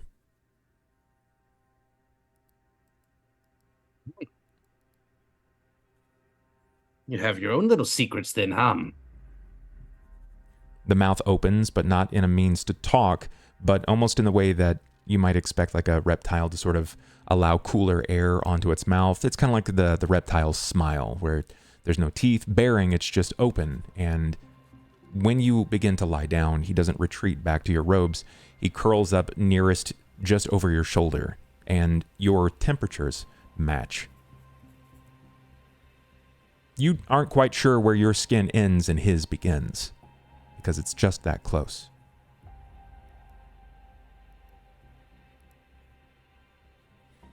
I'll go to sleep. As it pans above, peering over the top of the cabin cars, looking at the three of you, with walls dividing you, you've never felt more together and more alone when hours ago you were leaping into each other's arms, grateful to see the sight of one another and how happy you were to be alive with each other. And it's wild how tense and how terse things can look as just a single few decisions can change the way that you feel. And though each of you lay there, I imagine much time will pass before time slows down and we see you fall asleep a few hours later. As morning comes, you can hear the movement in the remaining bits of the cars as people begin to stagger themselves to wake, climbing, looking for and clamoring for any type of breakfast. It was promised. You paid for it. Cain. Everything is perfect. It's just how you left it. There is some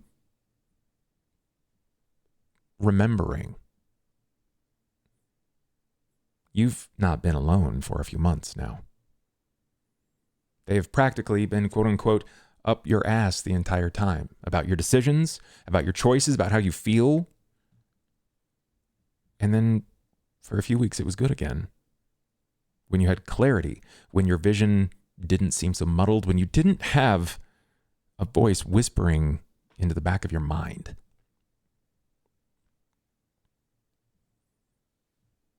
Ivan, your room is fine.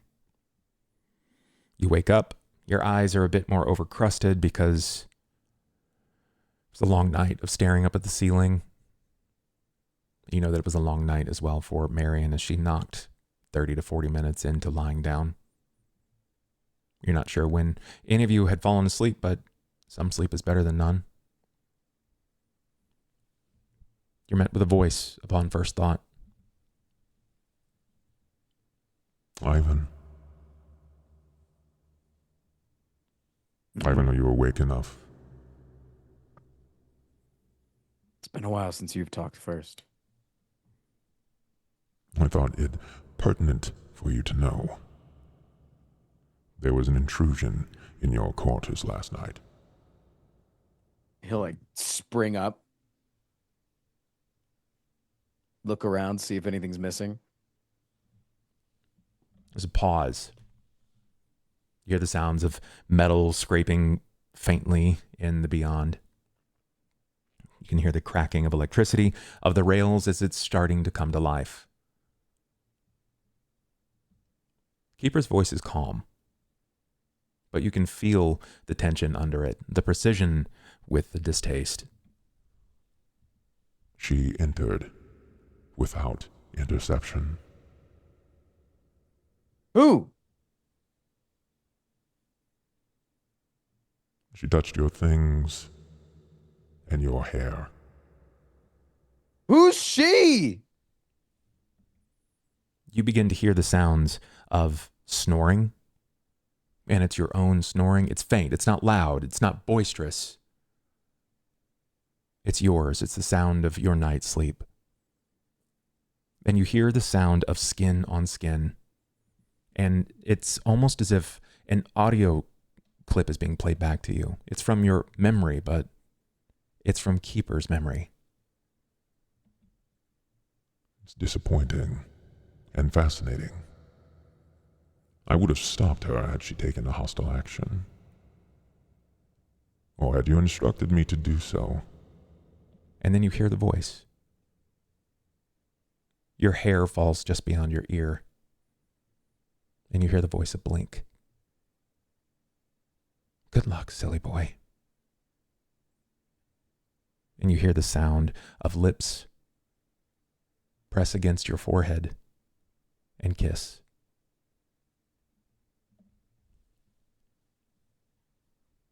If this is not desirable, I can wipe this from your memory. No. How is she still alive? I'm not aware of how, Ivan. The blade.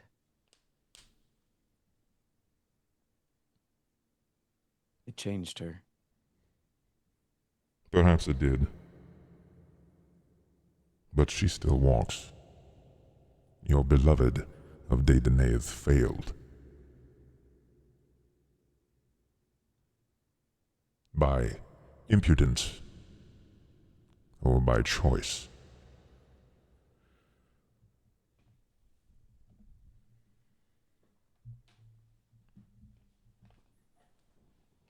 Our camera turns. This time, peering over the top of Marian's room. Marian, your room is absolutely destroyed. The bed has been flipped off of the frame. The chest has been turned over, and any of your belongings turned out as well. It looks as if your room was deliberately ransacked. You awaken, not on the bed, not on the frame, but belly down on the floor. You do not awaken to the sounds of metal, of electricity, of voices, of smells. You wake up to the sound of tapping.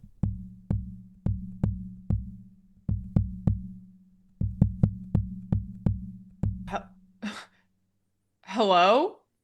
When you turn to find out the location that the sound is coming from, your hand is lying atop your pad of paper. It's your journal of sorts that you draw into. And it's clutching onto a quill, and your finger, the blue one that you received from Roth, is tapping. And there's script. It's written in your journal. In red. Now brown, bear in mind.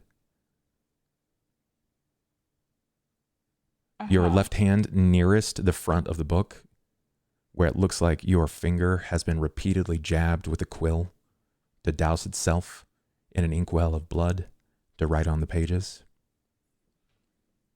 It's scrivened over a message that you didn't know was in this book. You don't recognize the script, and it's difficult to read now because it's been written over. Ivan, do you recall what you wrote in Marian's book? Yeah, I do. But you can say it. I would like for you to tell her. I'm not in the room, Bub. You're the omniscient observer. It's emotional. I don't remember the exact thing. Oh, okay. That's fine. I says, hello, kitten.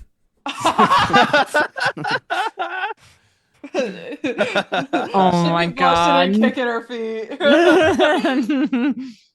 It said, I didn't know I had a sister until she was gone.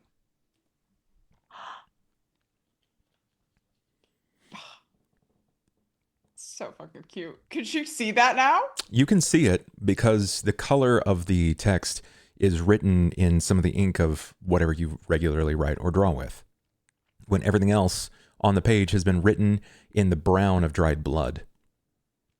So it does stand out. Additionally, the text that is written by your hand is not only a different style of writing, but it's going a different direction.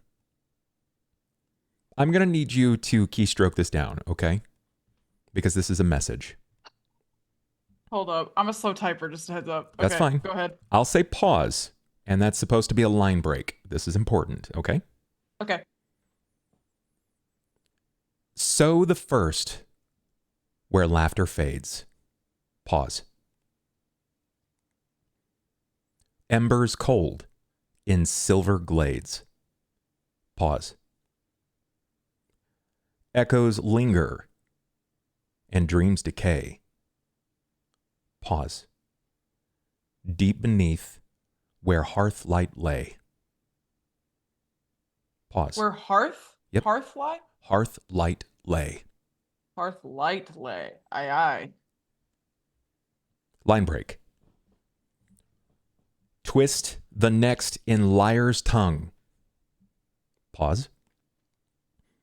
Hollow truths by roots are hung. Pause. Eyes unseeing, hearts unspun. Line break. You still with me? Eyes unseeing, hearts unspun. Mm-hmm. Yes, then I am. Earth shall drink what they've begun. Pause. Name the last with grief and pain. Pause. Death will bloom and birth remain. Pause. Line break. Good still? Yep. This isn't just for me, it's for everyone else to sort of pick this apart. I'll copy and paste it to the chat after. Cool. When all three seeds have taken hold. Pause. Wait. When all three seeds have taken hold? Yep. Pause. The fates will weave what once was old. Pause.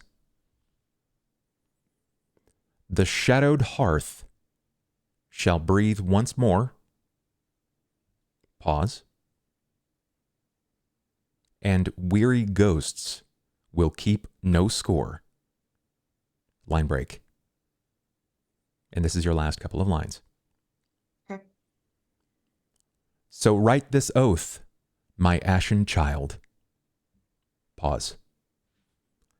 By blood reclaimed and fates reviled. Pause. When shadow breaks and dawn unbends. Pause. The weave renews, the circle ends.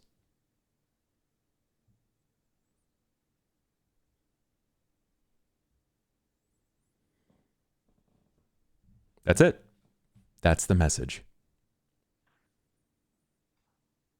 Oi, oi, oi, oi, oi. Seems normal. That's God.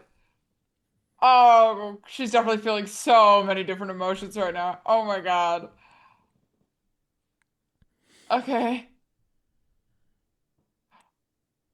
Did you intend to share it? You can share What it. she's feeling? You can share it, share the message directly Oh. into chat if you'd like to. Yes. Can you give me one clarification on one thing? The first line break is where? Deep beneath where hearth light lay, line break. Okay. Twist the next in liar's tongue. Yeah, there you go. That's the line break. It should be Cool. 5 bars. The first one's 4 bars, no? It's 4 lines, Oh. break, Yeah. 3 lines, break, 3 lines, break, 4 lines, break, 4 lines. Aha. Okay, yes, I have it correct. Okay, got it. Thank you. That's all. Yep. Okay. Copy and paste that. Unfortunately, you guys aren't going to get to see that unless it gets shared in stream. But, we can always just... Sure, have at thee. Oh, no, I can't. It's too many characters. It's too many Hold on. characters, yeah. And that, as this is shared, this is where we end tonight's session. Yep, we can always post this in the Discord. If you guys want to check it out, we can get this posted in the Discord. That's not a problem. Either way, this is where we end tonight's session, and it was a fun one. Didn't quite get to what we had intended here. That's okay. This was a very important session for a lot of reasons. I'm pretty happy with it. So, what about Cain? What about Cain? Cain, I'm sleeping. He's sleeping. He's doing his thing. Everything is fine in his room. Nobody rattled my room, bro. It's true. He doesn't bring on that kind of nonsense. He's about it. So, let's start with Ivan Freely. Boss, tell us about you. What are you doing? Where can we find you? Twitch.tv/FrostPrime. I'm live Monday through Friday, and yeah, I'm not doing anything super special this week yet, but I don't know. Plans change. We'll figure it out. It's kind of finally relaxing. Life's been a little chaos lately. Man, I feel that. That's good stuff. Yeah. I'll be there. Let's check out Cain. Boss, tell us about you. What are you doing? Where can we find you, Cobalt?